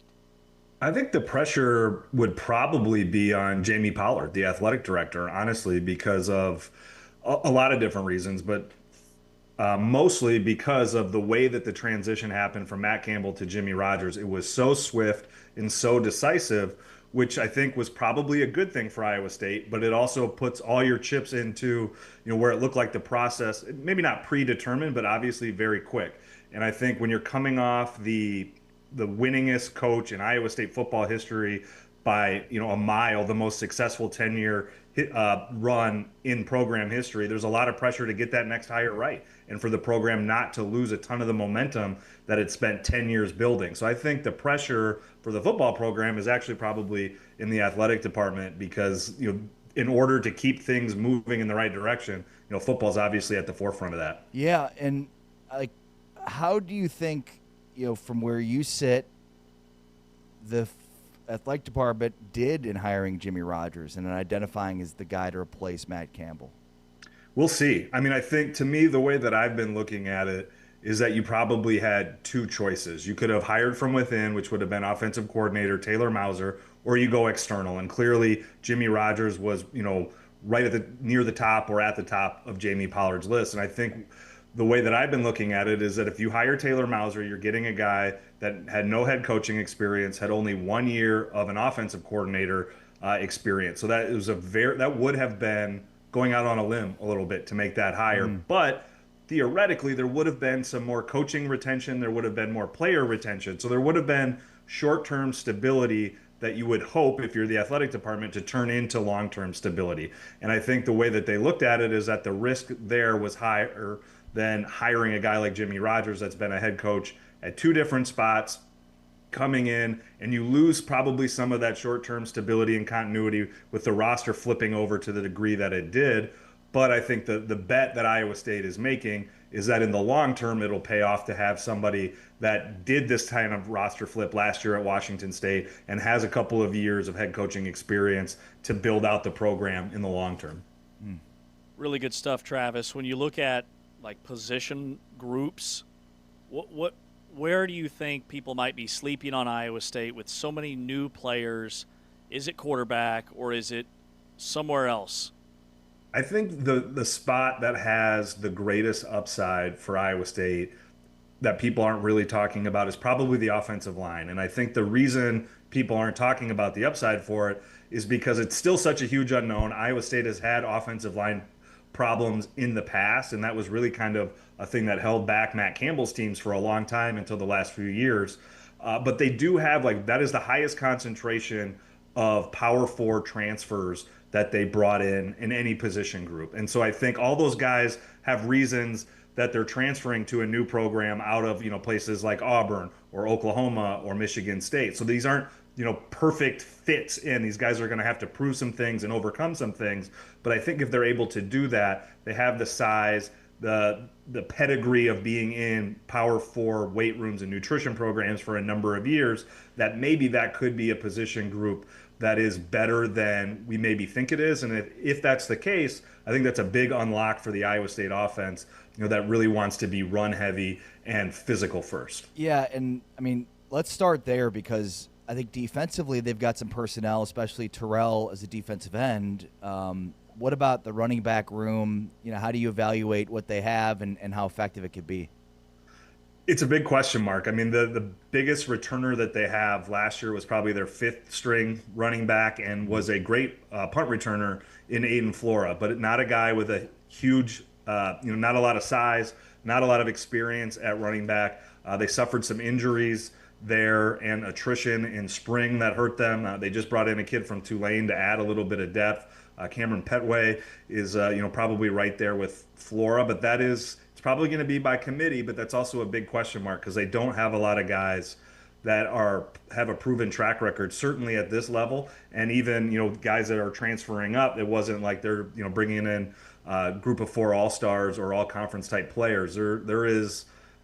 That is a big question mark, I think, because that running back room is going to be leaned on heavily to produce for Iowa State this year. And we just don't know. And you're going to hear me say I don't know a lot in this because the roster change is so dramatic and there's so many guys without experience, at the Big 12 or the Power 4 level that it's really hard to get a feel for this team probably for a few weeks into the season because the rebuild was so significant. Yeah, no, totally. We feel the same way. How much could Jalen Raynor be part of that rushing attack? I mean, he had almost 500 yards at Arkansas State, and did Jimmy Rogers, was the quarterback run game much of his offenses at his previous stops?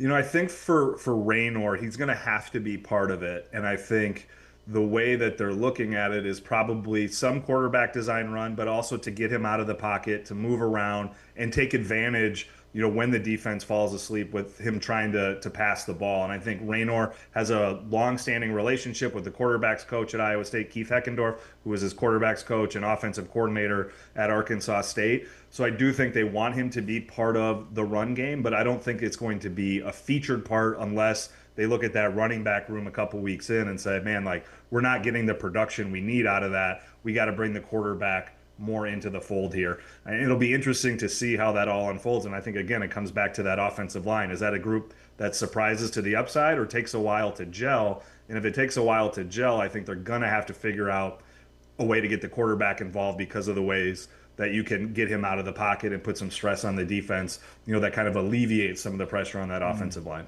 Travis, where are Iowa State fans right now? Obviously, I'm sure there's some level of frustration of Matt Campbell leaving and taking a ton of players with him. What are reasonable expectations that Iowa State fans have? Just give us a sense of where the Iowa State fan is right now.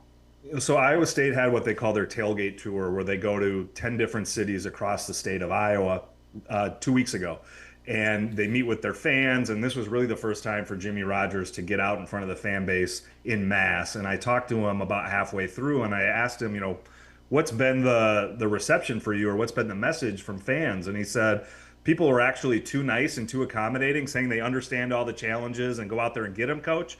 And he said, man, no, we're trying to win football games here. So I do think there is some level of reality that Iowa State fans have accepted, that this is not year 11 under Matt Campbell where you're going to try to win the Big 12, where you're going to try to get into the college football playoff. I do think, for me, a reasonable expectation is probably not even a bowl game. It's to get into the last 3 or 4 weeks of the season with a chance to get to a bowl game, a reasonable chance. You're not going in where you mathematically can get into a bowl game, but you've been losing every game by 4 touchdowns. It's be competitive, win a few games through October, and give yourself a chance to play your best football at the end of the year, which I think there's winnable games down the stretch for Iowa State if they're playing solid football. But again, you're talking 80-plus new players, most of them transferring up from the Division II level, from the FCS level, and then the Group of 4 level. So the roster is just not in a position, in my opinion, to compete in the middle or upper part of the Big 12. And I think it'll be interesting to see how it all comes together. But I think there is a world where, trying to, be in that upper bottom third is a stretch because, again, we just don't know so much. But when you have so many guys transferring up, the size and speed is just not there, what we've seen from Campbell's team for the last 10 years. It's going to be tough. The schedule is pretty nice. You don't have to leave the state of Iowa until October 9th, which is week 6. You've got 5 Big 12 home games. So if this was Matt Campbell's Iowa State and all those guys were still on this team, I'd be thinking, yeah, Big 12 championship contender for sure. So you're saying you don't think the fans are expecting a bowl game with all these home games in year 1? You think they're giving him more grace than that? I think they're giving him more grace than that, but I do think that the schedule is a big part of the reason that people do have some optimism. And again, the bar to clear for some fans may be a bowl game. I think that's a little aggressive, but maybe I'm underselling it. And again, we don't know so much about this team. And people say, look at player X and Y and Z and some of the players that even at Iowa State that have transferred up, a Jaden Higgins and Xavier Hutchinson, a Jalen Travis that have excelled at Iowa State. And I say, yes, that is absolutely true. And there are tons of examples all across the country of guys doing it at an elite level. The thing for Iowa State is they need like 36 of those guys to hit. And so the math just gets really hard there for them to have so many players go from Division II or FCS or the Sun Belt and immediately become Big 12 impact players. That's just a really hard ask. And so I think the schedule does give people hope because you go through it and there's a ton of winnable games in there for like your average Big 12 team, right? So if Iowa State can be that middle of the pack, 7 to 10 range in the Big 12 in terms of talent and production, then they've got a chance to win 6-7 games, I think. But if they're a little bit below that or significantly below that, I think that's where you get into where you're looking, can you just at least be competitive and give yourself a chance, going into November? Yeah, it's a really good point. You can't go 2-10 and not expect fans to be disgruntled. All right, give us a name, Travis, before we let you go. With all these new players, give us a name that people need to know in Big 12 country that we haven't talked about yet. I think Evan Boyd, the wide receiver that transferred in from Michigan State, is somebody that Iowa State's excited about. And I think, too, when you get these rebuilt offenses and, teams coming together kind of on the fly, I think quarterbacks tend to zero in on a favorite target. And I think Boyd could really be that for Jalen Raynor, guy that has experience, a guy that's had production previously. So that to me is a guy that I'm looking for in the fall, to potentially be a surprise to the upside for Iowa State. Yeah, played in all 12 games at Michigan State last year. Averaged 18 yards per catch. Travis, awesome insight. Thanks for popping on. We'll talk to you around the corner, probably at Big 12 Media Days. Travis Hines is our guest, covers Iowa State for the Des Moines Register. Thanks, Travis. Thanks, guys. Travis Hines, Iowa State beat writer for the Des Moines Register. That wraps our Iowa State Road to Arlington series. Just to put a bow on this, Travis seems to have maybe more realistic or lesser expectations than some of the Iowa State fans, but that's fascinating that they go on this tailgate tour and Jimmy Rogers is like, the fans are almost too nice. Well, and look, we had Jimmy Rogers on, and he even looked at making a bowl game year one at Washington State as a disappointment, right? Like, we expect much more. And so I think that says a lot about, Jimmy Rogers and his expectations for year one. Like, I think you and I both look at this and be like, man, best case scenario, they get to 6 wins and get to a bowl game. That'd be incredible. I don't really see much of a path there. Doesn't seem like Travis does. And yet Jimmy Rogers, you better believe that that's his expectation. That's the basement. Love that mindset. Won a national championship, went 15-0 at South Dakota State 2 years ago. All right, coming up next here on Big 12 Today on Big 12 Radio, these are a couple of interviews that Ari did at Big 12 spring meetings with Houston head football coach Willie Fritz. Man, the expectations for Houston have never been higher. And then also Arizona State football coach Kenny Dillingham. So you'll hear from Dilly and then Willie Fritz. Fritz first, coming up next here on Big 12 Today on Big 12 Radio. We are powered by Modelo. Rule number 31, off-season doesn't mean off. It means research. Dillingham and Willie Fritz after this break. The field, and you've got number 88 to the bottom of your screen against a shorter defender. Hoover again, crossing pattern, end zone, caught, touchdown. It's a moot point now. It's Rogers, the tight end. About 4 hours from campus in Fort Worth. 5 wide here, and all sorts of time for Hoover with a dime down the middle of the field. DJ Rogers, the tight end, sets up first and goal for TCU.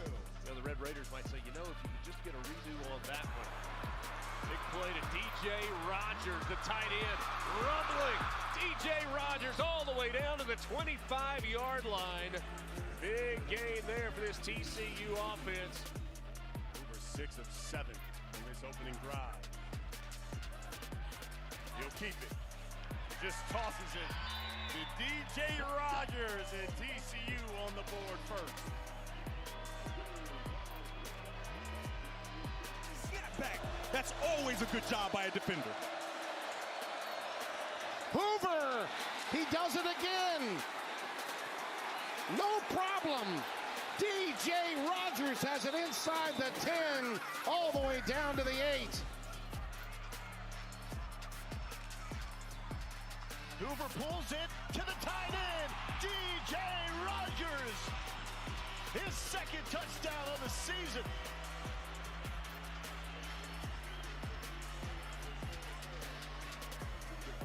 As it was Barnes by himself for a moment. Swings it out. Rogers breaks the tackle, stays on his feet, is decked out of bounds at the 30.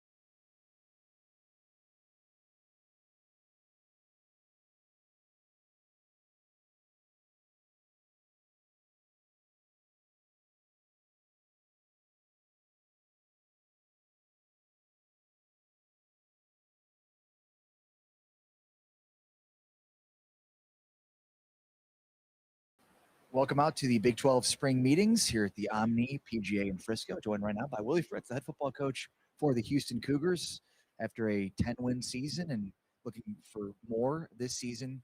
A lot of optimism around your program. I know when we're talking about them preseason, we look at all the positives. There's a lot. So let's just start here. How do you keep doing it? Keep doing what? Just taking over programs? Well, it's just something that we really enjoy doing, trying to take a program where it maybe hasn't been for a little while. And you got to have really good coaches. You got to develop good culture and then recruit the right players. And we've been fortunate enough to do that. What is the right culture? Something is just getting after day after day after day after day. I think, maybe my number one attribute as a coach is consistency and having a plan and executing that plan on a daily basis. That's what we want to do every day at University of Houston. You hear so much about the money, and NIL is such a huge part of the game, especially football. We know the realities of Houston, especially relative to a lot of other Big 12 schools, let alone the SEC or the Big 10. So how do you do it? Well, we got to be very mindful with our money. Obviously we're not where we'd like to be, but that still doesn't limit your opportunity to be successful. So we're very, very mindful of what we do with our budget, our revenue share, and our NIL, and all those kind of things. And we reward performance when a guy comes in and does a great job. But we got to be smart with what we're doing. We can't make mistakes. We talk all the time about perfection is our goal, but excellence will be tolerated. So we got to be as close to perfect as we possibly can in order to, compete against, the teams that have a lot more money than we have.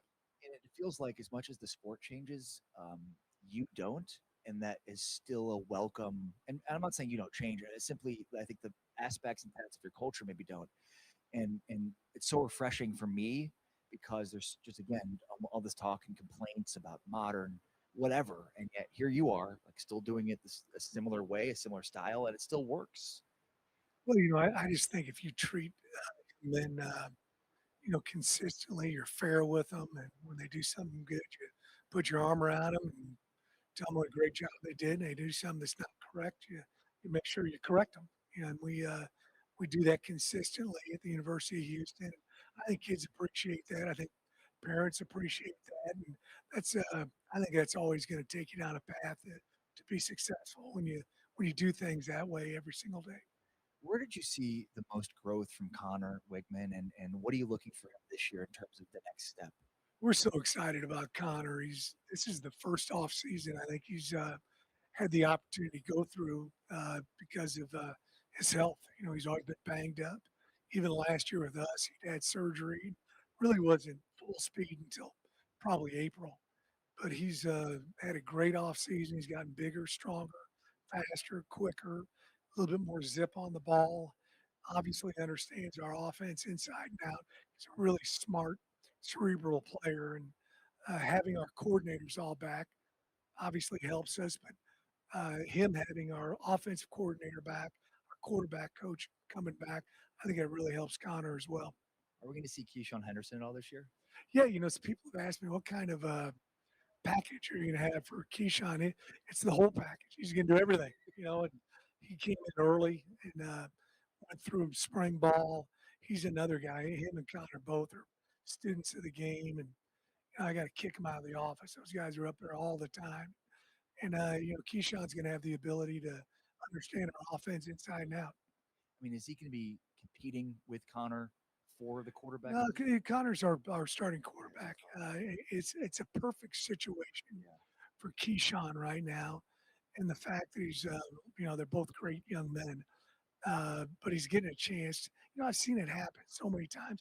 It's happened with some of my teams where you throw a guy into the fire, especially at that position, and we're going to give Keyshawn the opportunity to develop and get better and learn and, hopefully get an opportunity to play him a bunch this season. But I think it's a great situation for him. You also hired his high school coach, right? Yeah, Michael actually played for me at Blinn Junior College many years ago. I've maintained contact forever. We probably talked once or twice a month since he played for me in '96 was the last time he played for me. So I guess 30 years ago. And I when I first took the job, I tried to get him on staff, and he wanted to go ahead and finish with what he was doing. And we were very fortunate to have Michael as well. He knows everybody in the city of Houston, and great recruiter and a great coach. Yeah, I mean, it's crazy how well it worked out. Like you said, to be able to recruit, a player that played for you. In fact, I remember talking to you, and Keyshawn didn't even know that Michael played for you. He didn't know that. We actually offered him before his junior year. We were the first school to offer him at the Power 4 level, and a lot of that was my faith in Michael and his evaluation of Keyshawn. Plus, he'd been at our camp at our previous school, so that really gave us a head start on getting a quality player like Keyshawn. Yeah, I mean, and a lot of other programs came in and offered him, but not at quarterback. And he jumps in the recruiting rankings, and suddenly everybody wants to offer him a quarterback. So was Michael's about, I guess, how did you have maintained confidence that you still wanted to recruit him as a quarterback despite everybody not doing that? Well, it really didn't matter to us. We had him in camp, and we really liked what he did at camp. And then also Michael Zubal, weighed very heavily in his favor.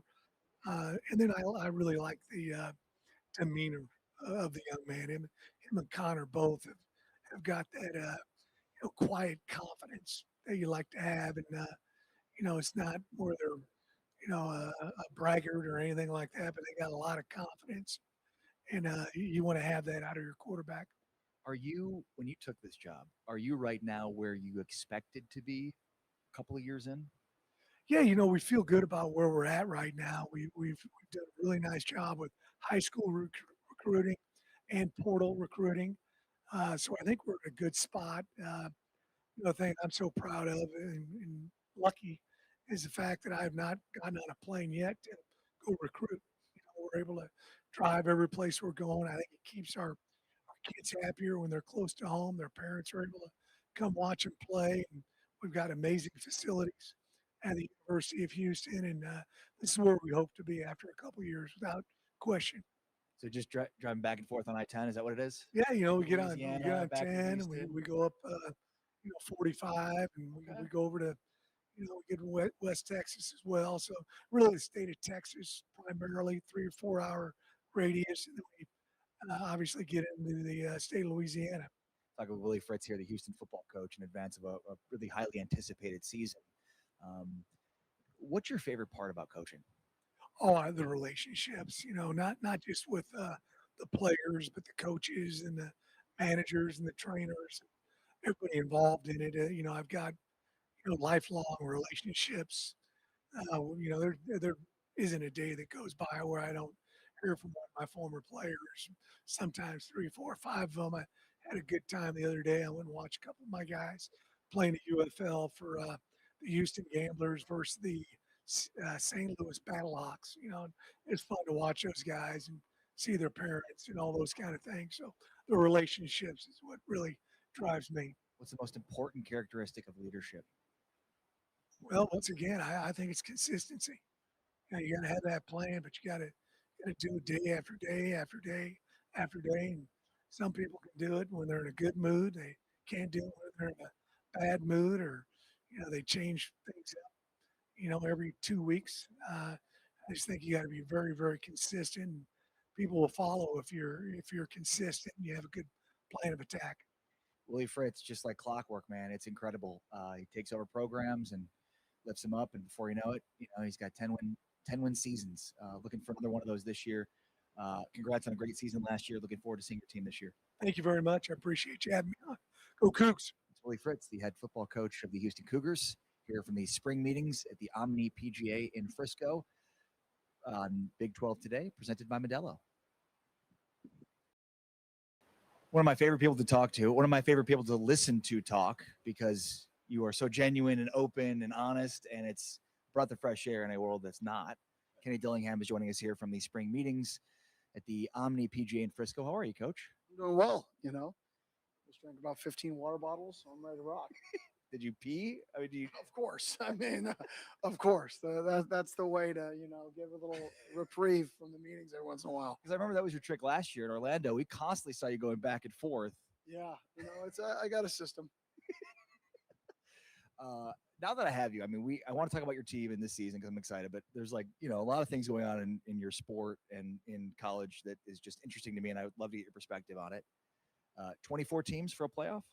Yeah, I'm for anything that we think is best for the sport. So if we think adding more teams to the sport is the best move, then great.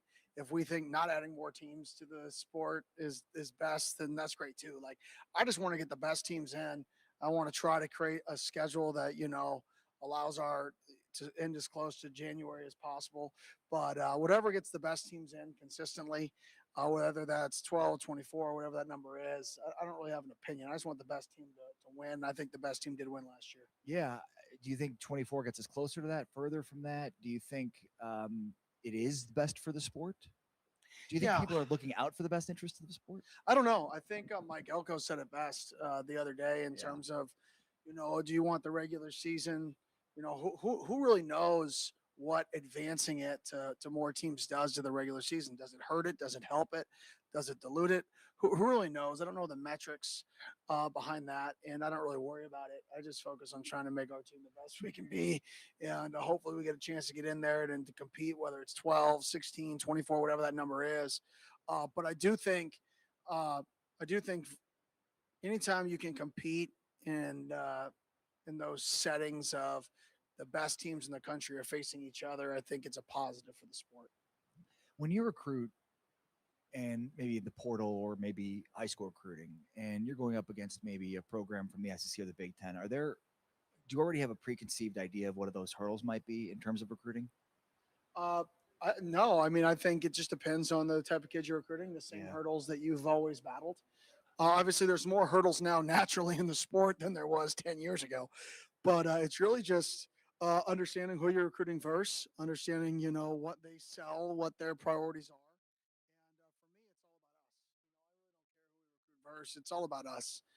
We want guys who want to be in our program. We want guys who are committed to what we're committed to. And I think that's the key for us is finding our kind of guy, finding people that want to be Sun Devils, finding people that want to wake up and are going to have a smile on their face to show up every single day to go to our building and work as hard as they possibly can work. So that's our challenge. It's not about it's not about recruiting. It's about retainment. And it's about signing the right guys. And competitive. You want competitive guys. Very competitive guys. And how do you, what are you looking for in that to understand how competitive they might be? One, when they practice, like when our guys go on the road, are they competitive? Do they want to compete when they're on campus in different things? Do they want to play you in a video game? Do they want to play pool? Do they want to play ping pong? Do they want to compete? Do they want to play bags? There's so many ways that you could figure out if a kid's competitive. So, is a kid competitive? Is he a good person? And to me, we have 3 core values: be a good person, make good decisions, and have more fun working harder than anybody in the country. Well, being a good person is a minimum standard, right? Making good decisions should be a minimum standard. Are guys going to make their bad decision once in a while? Yeah, nobody's perfect. I'm not perfect. But then have more fun working harder than anybody in the country. If you don't love competition, if you don't live it, if you're not obsessed with it, how are you going to be the best version of yourself? And how are you going to be happy every single day? Nobody can be happy, in my opinion, in a competitive or the environment that we create if you don't love competition, right? Because you're going to live in it. So if you don't love competition, then you're not going to have more fun working harder than anybody in the country. So yeah, we have to find those things in order to fit our culture. Is Cutter Boley your starter? We have competition right now. Okay. I was very happy with how Cutter performed in spring. He did an awesome job. Keene did an awesome job, and he's a local dude from Arizona. He was a part of the worst game I've ever been a part of in my life. He was the quarterback at Fresno State in my year 1. Or I shouldn't say that. Almost every game year 1 was the worst game I've been associated in my life, other than the UCLA game. And we've definitely got a battle. Jake Fetty's in there, Cam Dyer. So we got a battle going into camp. What's the balance between having a legitimate competition versus getting the most snaps for the guy in fall camp? Yeah, you want to have a guy, as soon as you know that there's a guy, there's a guy. I don't think there's a time behind it. Nobody wants to put a time frame on when you're going to announce a guy. Well, the guy should announce himself. That's how I view it. If you don't announce yourself and you make me make a decision, right, well, then I'm eventually going to have to make a decision, in my opinion, before week 1, because I want our team to know who they got to rally behind. So we'll make a decision before that week 1, but hopefully a guy, announces himself and he makes there become a gap big enough that everybody sees it. As the CEO of a program, because that's what a football coach is now, how do you delegate? How do you figure out how much time to spend, on certain things? How do you know how to get deep into the minutia while not and then how much do you spend on offense versus how much do you spend on defense? Try to do equal. I'm just curious about that. Yeah, I think you gotta, I gotta lean on the veterans that I know in the profession to weed out what's important and what's not important. And then for myself, hopefully I'm getting better and better and better and realizing what battles to fight and what hills should I die on and what hills should I get on the other hill, right? And I think sometimes when you're, in the early years, the first couple of years that you're a head coach, you try to fight every battle and you have to because you're trying to change a culture. But then you realize, okay, did I really need to put that amount of effort into that battle? But you don't know that until you've been through it and realize that was a waste of my time, right? So I think just the older you get and the more you do it, I think you figure it out and you find your place. And I think that's why you see some guys who have done it for a long time really just take it and have consistent success because they've really found that balance of what are the important things and they double down on it. Have you always been an old soul? Yeah. You just are wise beyond your years, and not like I'm 40, almost 41. You're younger than me, but like, man, you teach me so many things. I feel like you just have this. You're just wise beyond your years. I don't know about that. You should talk to my wife if you feel that. Always going to be the case. But have people always told you you're wise beyond your years? No. People told me I was always going to coach. When I was 15, 13 years old, catching, people were always said, "Oh, Kenny, you're going to make a great coach." I'm like, I thought I want to play in the MLB. Like, golly, I mean, this is a little quick, right? I'm 13. You're already crashing my dreams, but I'm glad you think I'm going to be a coach. So, but they were all right. So they sensed my own athleticism from an early age.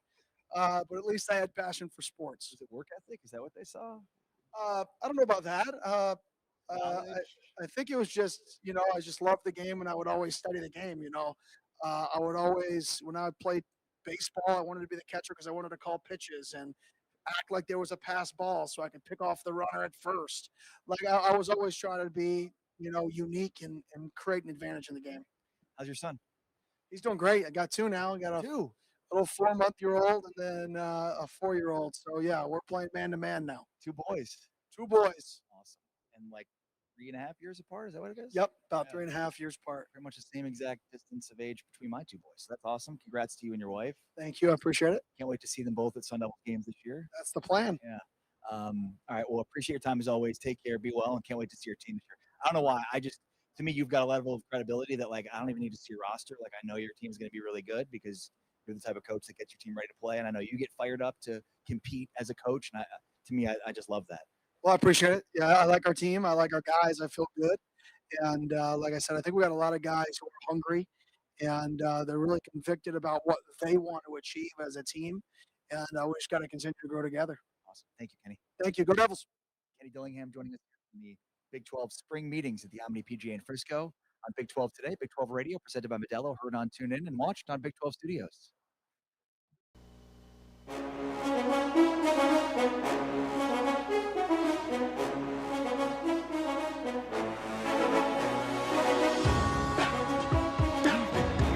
That's an amazing stat when you consider how Iowa State was.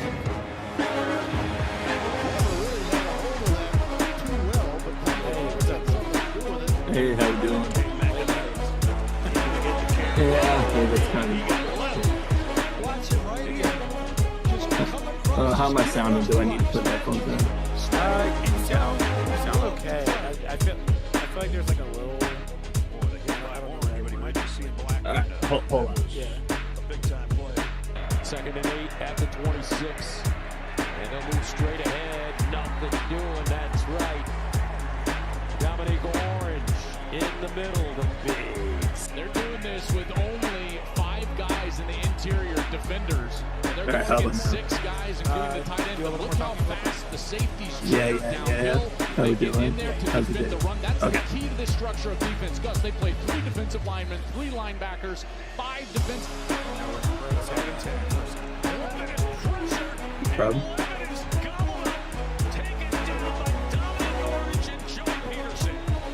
He's able to finish this up in the middle. Look at the speed off of the edge. Forcing the other to have to step up just for a second. At 325 pounds, Dominique Orange able to make the sack. This is a good defense, Joe. They only have 15 sacks.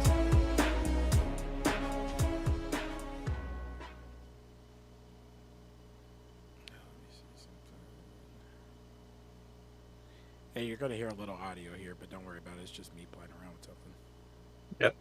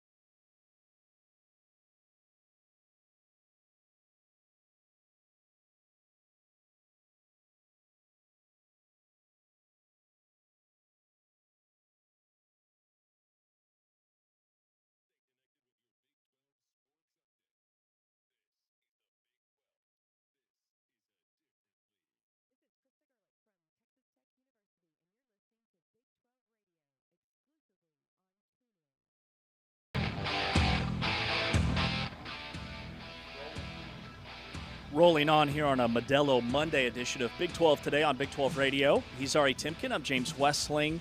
We are powered by Modelo. Texas Tech softball, Nyjah Kennedy gets the game-ending strikeout. Texas Tech outlasts UCLA. Now they've got Alabama. They have to beat them twice. Nathan Geese, who covers Texas Tech for the Lubbock Avalanche Journal, joins us now on Big 12 Today on Big 12 Radio. Hey, Nate, what's up? Hey, welcome to my home for the last 7 days in Oklahoma City. How much time have you spent in Bricktown? Bricktown, this time, none. Last year, we spent about a week down there because that's where our hotel was. We haven't gone down there this year. We don't need to mess with all that this time. Yeah, there's a lot going on in Bricktown all the time. So you wrote about Texas Tech's pitching setup, Kennedy and Caitlin Terry. And you said that, they've put their egos aside for the greater good. Can you elaborate on that? When you have two dominant pitchers like Nyjah and Caitlin, they want the ball. They want to be the ones in the circle to get everybody out, get down, get everybody in UCLA's very, very vaunted offensive lineup, send them down. But there are situations where the offense is just going to beat you, and certain players had their number in the circle. So you have to just be able to give way to the next person, give them another look, give them another arm to look at to try to get that done. And especially for somebody like Nyjah, who has been the number one her entire career, and as many innings as she pitched last year for Texas Tech here in Oklahoma City, that's a hard ask for her to say, hey, you don't have it right now. You might have it in an inning or in a couple batters here, but we need to go to somebody else. That's something that they've had to kind of adjust to. They tweaked it a little bit throughout the season, but it's really become a thing here in the postseason. It was a really big thing in the Super Regional against Florida. And you saw it again last night where Nyjah gets hit a little bit. Okay, it's time to bring Caitlin in. She goes a really long distance. She gets hit off a little bit. Time to bring in Kennedy. And sometimes that doesn't work. Sometimes you try to make the move. They did that in the 7th inning. And Kennedy gives up the game-tying 2-run home run. But you just have to keep going and trust each other that it doesn't have to be you as long as the team gets it done. What do you make of all the drama surrounding Texas Tech right now? Oh, it's been a lot of fun. It's been a great week. It's pretty par for the course. No, Tech is just kind of a lightning rod for everything. And a lot of it's kind of by their own doing, and I think they kind of like that. They're in the conversation now when they weren't in a conversation before. But it does kind of get to the point of where does this kind of lead to? You hope that the major successes come along with it. I think it did, at least from the local sense for the football team and what they did with everything. But now it's a different set of drama. We're currently in the middle of Brendan Sorsby's injunction hearing in Lubbock right now. Yeah. And for softball, that's more of a thing where it's somebody who hasn't been at the table really putting themselves at the head of the table, or trying to at least, in a sport that hasn't had that kind of commitment in the background before. With football and basketball, there's always been side dealings, ones that don't need to catch the NCAA's eye, but they're happening. Everybody knows they are. But with softball, Tech is really the first team to say, hey, we not only want to win, we're going to pony up the money to try to get this done.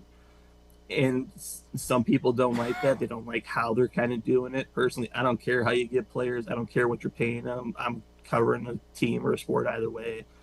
But that's hard to kind of rationalize with some of the older coaches, the older teams, that they're used to things being one way and they want this attention for their sport, but they don't really get that comes with the unintended consequences of, if you have a team or a program or a booster set like Texas Tech has that is going to put in the effort to make that happen, that's going to rub some people the wrong way. And I think they've embraced it to the point where I don't think they should have to, but they understand where they are in this pecking order and they want to be up higher.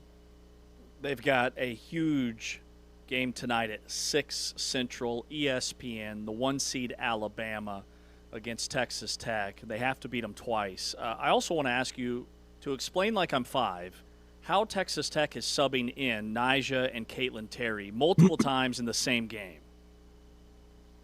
So the quickest way I can answer that is they're using the designated player position to do that. So what they do is you start one of the pitchers in there, and they're the pitcher. In Caitlin Terry's case, she's also batting this year, so she's in the batting order already. When Nyjah starts, she's just the pitcher. Terry's out in the outfield, and mostly it's Jasmine Burns as a designated player. When they, when they start implementing the pitching switch, Burns comes out of the lineup, and then Nyjah goes into the designated player spot, and sometimes we'll go to first base, and maybe Jackie List will go to the designated player spot. What that does is that designated player spot can be used by anybody at any point in time. But the key here is that in softball instead of baseball, the starting pitcher can be pulled and come back in whenever. If they are the starter of record, they can do that. So when you're bringing in Kennedy out of the bullpen, she has to be in the lineup now. So she would go to a spot in the infield, probably first base or designated player, and then she would go into the batting order. It's all kind of weird if you're not used to it, but the designated player position is how it works. Talking here with Nathan Geese from the Lubbock Avalanche Journal. If it's good for the geese, it's good for the gander, I've heard. So I'm sure you've never gotten that one, have you, Nathan? No, that's the first time.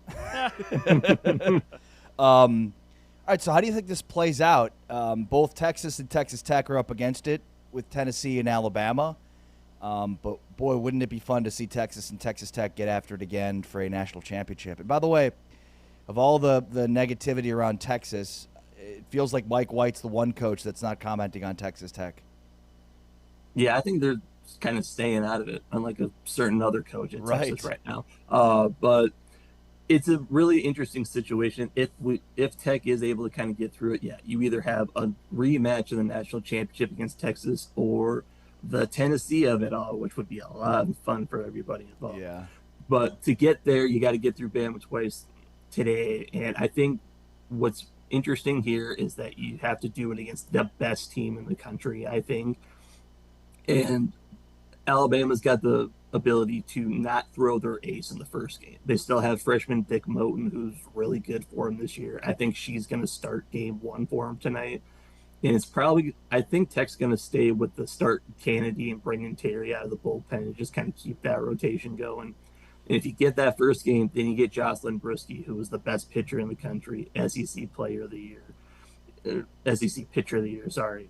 And unlike Bama and Tennessee are kind of similar, that they have multiple pitchers that they can kind of rely on. They have a 1 and a 1A and a 1B, but their offense is a little bit scarier than Tennessee's was, which makes the proposition a lot tougher to kind of get through. And I think if Tech is going to win and pull this off, they need the bats to come alive and just kind of keep the pressure on them, keep putting runs on the board in order to generate some momentum. So you think Tech will start Nyjah and then rotate Terry in. How do those two stack up against Brisky, the Alabama ace that you referenced there, the SEC Pitcher of the Year? Well, looking at the numbers, they're all pretty similar. Like those 4 pitchers, Nyjah, Caitlin, Brisky, and Moten, they all have very similar numbers. That low to mid 1.0 ERA situation, upwards of 200, 170, 200 strikeouts. They're all good. So that's why it's kind of similar to the Tennessee matchup, where you have 2 pitchers on each side that you can kind of look to kind of get this done. The thing with Kennedy and Terry is, as good as they are, if you're going to hit off of them, they're going to be home runs. And that we've seen that here in Oklahoma City. It's just kind of the nature of the beast with an offensive year in softball. The strike zones are all over the place. You never know what they're going to look at. And they're like needle point thin to where you got to get a strike call. So your home runs are going to happen. You just kind of got to move on and deal with that and not get too affected by it. Nathan Geese covering Texas Tech softball from Oklahoma City. They've got Alabama tonight, game 1 at 6. Nathan is with the Lubbock Avalanche Journal. Nate, Huge fan of your stuff. Keep it up, and thanks for your time. Thanks, Nathan. No, thank you guys. Nathan Geese covers Texas Tech for the Lubbock Avalanche Journal. Did a great breakdown of why Texas Tech is able to use Kennedy and Caitlin Terry together. It is a masterclass from Jerry Glasgow. All right, we wrap up the show. Coming up next, it is the final whistle for a Modelo Monday here on Big 12 Today on Big 12 Radio.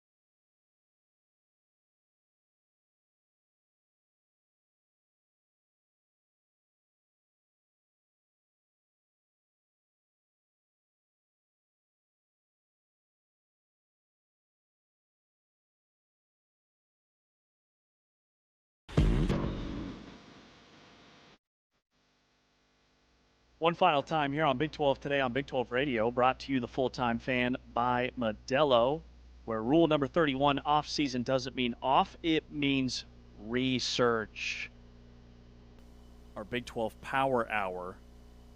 We've got like 3 hours of Power Hour. It's Power Hours today on Big 12 Radio. Well, there's the Power Hour, and then there's just the other additional programming options for you. The reality is, you turn on the Big 12 Radio channel on the TuneIn app, and you're going to get content all the time. So Big 12 Power Hour and then Big 12 Power Hour Part 2? Sure. Or just golden content that's just not as powerful as the Power Hour. That's it. Well, you tell me, because the first Power Hour at 2 Eastern is Graham Rossini, Molly Miller, Randy Bennett, that's Athletic Director, Women's Basketball, Men's Basketball, all from Arizona State, Gabe Lazo, the new women's basketball coach at UCF, and then Tommy Lloyd, the men's basketball coach at Arizona. So you've got those 5 against these 4. Because at 3 Eastern, 2 Central, it's Doug McNamee, the new athletic director at McNamee. Baylor. McNamee, thank you. Dave Aranda, the football coach, Bear Bachmeyer, BYU quarterback, and Kalani Sitake, the BYU head coach. Who you taking? Street fight, Part 1 or Part 2? Part 2. Part 2. Only because, well, Part 1's really good too. Because Graham Rossini's fantastic. He's been like a stroke of genius in terms of his hirings. But Sitake's built like an offensive lineman. But Sitake is built like a truck, and he loves steak, which is a big part of our discussion. And talk literature with Dave Aranda, as one would expect to, obviously. Just, 17th century British literature, Just casually came up. How did you get there? That sounds right. It was also a Jeopardy category a few weeks ago that I kind of committed to memory. He's a super intelligent human. Dave, not you. Yeah, obviously. I was more distracted by the dud. D-U-O-D. That was the typo on the rundown. D-U-O-D. Duod. Duod. That sounds way better. Then at 4 Eastern, 3 o'clock Central, the road to Arlington. Iowa State is the team that we focused on today. So all these were interviews that you crushed at spring meetings. Thank you. How much fun do we have at spring meetings, by the way? Can we just reflect on just how much fun you and I had? I mean, what a time, what a blast. I can't stop thinking about it. I can't stop thinking about just the memories that we created together that no one can take from us. Those moments. Just moments that are special for us together without anybody interrupting us. There's just magic that happens. Just quality time. Yeah. Top 5 love language. Just quality time. Let me ask you something. Have you ever sat in first class before? Yeah. Yeah. Did you buy a first class ticket? Were you upgraded? Did somebody buy you a first class ticket? No, I just Give me some more context here. I just got upgraded. It happens usually 3 or 4 times a year. A free upgrade. Yeah. A free, hey, James, just for being you, we're going to upgrade you. Well, I mean, I like to think of it that way. Got it. Could be just all the points I accumulate. And is that what it is? Yeah, I mean, it could be. It could be. It could also be that, like, is this guy got glasses on? Let's put him in first class. How much more would you be willing to pay for a first class seat? 0, none. So you're like, Not all $1. right, you could stick me in the back or put me in first class if you must. No. But there's no amount of dollars you're willing to pay. I mean, yeah, okay, I take that back. I would probably pay up to $50. $50. Maybe $100. Maybe $100. Okay. It went from 0 to 100. I mean, there's a lot of things. I didn't even have to talk you into it. This was an unplanned question. There's a lot of things going through my brain. How long is the flight? What's going to happen when I land? What if it's a 4-hour flight? Am I hungry? It's a 2-hour flight or a 4-hour flight? What's the? All right, if it's a 2-hour flight, I'm probably not upgrading. I'm just going to take those points. Stay where I am. Yeah, take those points, stay where I am, save it for the 4-hour flight. Now that's where things get a little bit interesting. A 4-hour flight, oh yeah. We might spend $50 to $100 to upgrade. Ooh. Yeah. Deep pockets. Why not keep going? What about 150? 150? No, I don't think I'd do 150. How about 200? No. Okay, so your cutoff is 100. Yeah. Got it. How 125? How much is it? Oh, no, I'm just curious for your overall thoughts on this. Okay, where's this? 120? No, I wouldn't do 120. Well, because you start to do the math on if you want to select your seat, that's another $50 to $100. So basically, what you've described is like how much it would cost. Would the price you'd be willing to pay to go to first class is basically what the cost is just to select a seat at this point. I don't know if you know that. Then I'm going first class. First class all the way. Interesting. It's almost the same cost? No, the cost you've described. So you'd say I'd upgrade $50 to $100 for a first class ticket. I'm telling you, it's $50 to $100 just to pick your seat. Just to pick your seat. Just to have a seat. All right. On the plane. Okay. Yeah. Okay. I'm just curious. So I'm not a good. I just didn't know for somebody that's been in first class before what the actual cash value is of sitting in first class. This comes from perennial coach flyer here, so just kind of curious. What are your odds? Once they close the curtain, I have no idea what happens over there. Okay.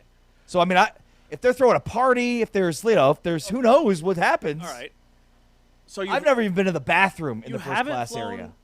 First class. No, James, I'm not made of money. I thought you were setting me up for like this massive flex that you fly first class all the time, and that I should start doing it more. No, quite the opposite. In fact. So I don't even select the price of the flight that allows me to pick my seat. At this point, I'm not even sure I'm on the plane. Spirit's shutting their doors. Bro. American, bro. American. I'm not a good case study. Because you're cheap. That's number one, yes. And this is not meant to be a flex, but because I fly so much. Oh, please, I can't think of a time where I haven't. The company's booking my travel. I just get on the app. I pick my seat. I never have to pay for it. Never have to pay. God. I know how it sounds. So I'm just. What do you get in first class? The number one thing is space. Space. Way more space. Spot. Like, dude, you can get those puppies out. You stretch those legs. No more 90-degree angle. Those babies. What about the hands and the arms? Full throttle. Oh, so much space. The armrests aren't even armrests. They're like pods. Center consoles. They're huge. It's a center console of a vehicle. They've got a bunch of pockets in them and chargers and things like that. You get offered a meal. Every first-class passenger, which I didn't know this until I was put on the spot, what would you like for your meal? I panicked. I said nothing. Didn't realize it was complimentary. It's like, I'm not paying for that. $40 for chicken parm? No, thanks. And then I see everybody eating. I'm like, oh, it was comped. It was comped. Yeah, it's free. So, yeah, you get a meal. I wouldn't know if it's good or not, but the main thing is space. A meal, bottomless drinks. Is that also the case, too? No, you don't get that. You got to pay for the drinks. You got to pay for the drinks. Yeah. But the main thing is, like, you got some room. Those elbows out. No room to explore. That. Yeah. Yeah. Okay. Are you going to do it? Probably not. No. Yeah. How much is it? Well, it's more than what you would have paid. I think it's pretty expensive. I mean, it's cheaper to do it this way than it would have been to book a first-class ticket initially. Does that help? Yeah. Okay. I just was curious. Aren't first-class tickets like thousands of dollars? Thousands of dollars. Okay, that's what I thought. Yeah. Yeah, no go on that. So what's funny is I start to do the math on like what other things cost. How long is your flight on Wednesday? 4 hours and 15 minutes. Oh, that's a hike. That's a flight. All right, so what's the dollar amount associated with, like, I'm trying to do the math here. You help me. This isn't a work trip. You're going on vacation. Yeah. I'd say live a little. Ooh, okay. I know. I'm a real daredevil. If it's a couple $100, I say go for it. Wheels off. That's a problem for future Ari. Enjoy your trip. James' ability to spend other people's money. Oh. Versus James spending his own money. Very good at that. It's the Drake meme reincarnated. Yep. Other people's money, and it's just keep it coming. Keep it going. My money? No. If I'm you, I'm spending that $200 or $300 extra dollars to get that experience. It's an experience of a lifetime. It's true. For somebody that's never a long flight. Flown first class, like, I don't know what happens up there. Dude, it's a long flight. I think you'd enjoy it. Okay. I really do. In fact, I think you'd never be able to fly again. That's the problem. Wow. You'd never be able to fly again in any other part of the plane because you'd like it that much. I know the things space, free food. But here's the thing about the free food is when I land, I'm going to be in the land of amazing food, so I don't want to overeat on the flight over because I want to be hungry and ready to go head first into lobster. Yeah, don't do that. Yeah. I don't think the food's that good. I've seen it. Didn't look great. On the airplane? Yeah, I've seen it. Yeah. No, of course not. Yeah. Don't eat that. If I'm going to first class, it's for the space and the free drinks. You get free drinks, right? I don't think you get free drinks. Oh. I'm pretty sure you still got to pay for the drinks. Well, then that's probably a deal breaker. Dude, here's the thing. I only get upgrades when it's really short flights. I've never gotten like the 3 or the 4 hour. They're like, oh, time to cash in your upgrade on this 37-minute flight back to Dallas. Yes! Here's James spending other people's money versus James spending his own money. This is good. My 13-year-old daughter's in town. She's using a lot of terminology. I don't know what it means. Okay. A lot of Gen Z stuff. Go on. Apparently, and I saw this article during the show, apparently Gen Zs are now learning that for them to party, drinking a glass of water between every glass of alcohol alleviates a hangover. Ever heard that one before? Sure, yeah. Yeah, like a billion times. Yeah, you know what else it alleviates? Drunkenness. That too. Yeah, the best way to avoid a hangover is to not drink. But you know what? We drink. This article, head dive. Scientists are now backing this massive breakthrough. But the caveat is it ruins the buzz. You don't feel as intoxicated. Shocking. But I know. They've got this whole phrase for it. It's called zebra striping. Gen Z cannot have anything without like a cool slogan. Oh, 100%. attached to it. And not only that, but they've like redefined So things many that already exist. Yeah, this new trend, it's called breathing. Apparently, just like you breathe in and breathe out with your mouth. It's called breathing. Tell me if you know what any of these mean. Apparently, you need to do it to live. Dry texting. Bro, you got dry texted. Means when you I dry text all the time. you text and then don't get a response. That would be ghosting. Oh. Yeah, dry texting is giving one-word replies. Somebody's having a conversation with you. You're clearly you're busy. a big One dry word texter. reply. Big dry texter. Cool. Might throw in a sounds. You're good. the president of the dry texting fan club. Dry texting. President, vice president, and Okay. superintendent. Here's You're another. also the treasurer of the dry texting fan club of Dry Textville. I have no rebuttal. Bare minimum Monday. That's the thing. You're just a little bit chill, a little bit lazy on a Just- Monday. A bare minimum Monday. These Yeah. are real things. That's, of course, who hasn't participated in that trend? Which then leads you to the Do Nothing Tuesday. Big day. The I'll save this all for next week Wednesday. Those are good too. The Throwaway Thursday. And then you're already into Feel Good Friday. Don't forget about the career cushioning that's happening. Looking for a backup job.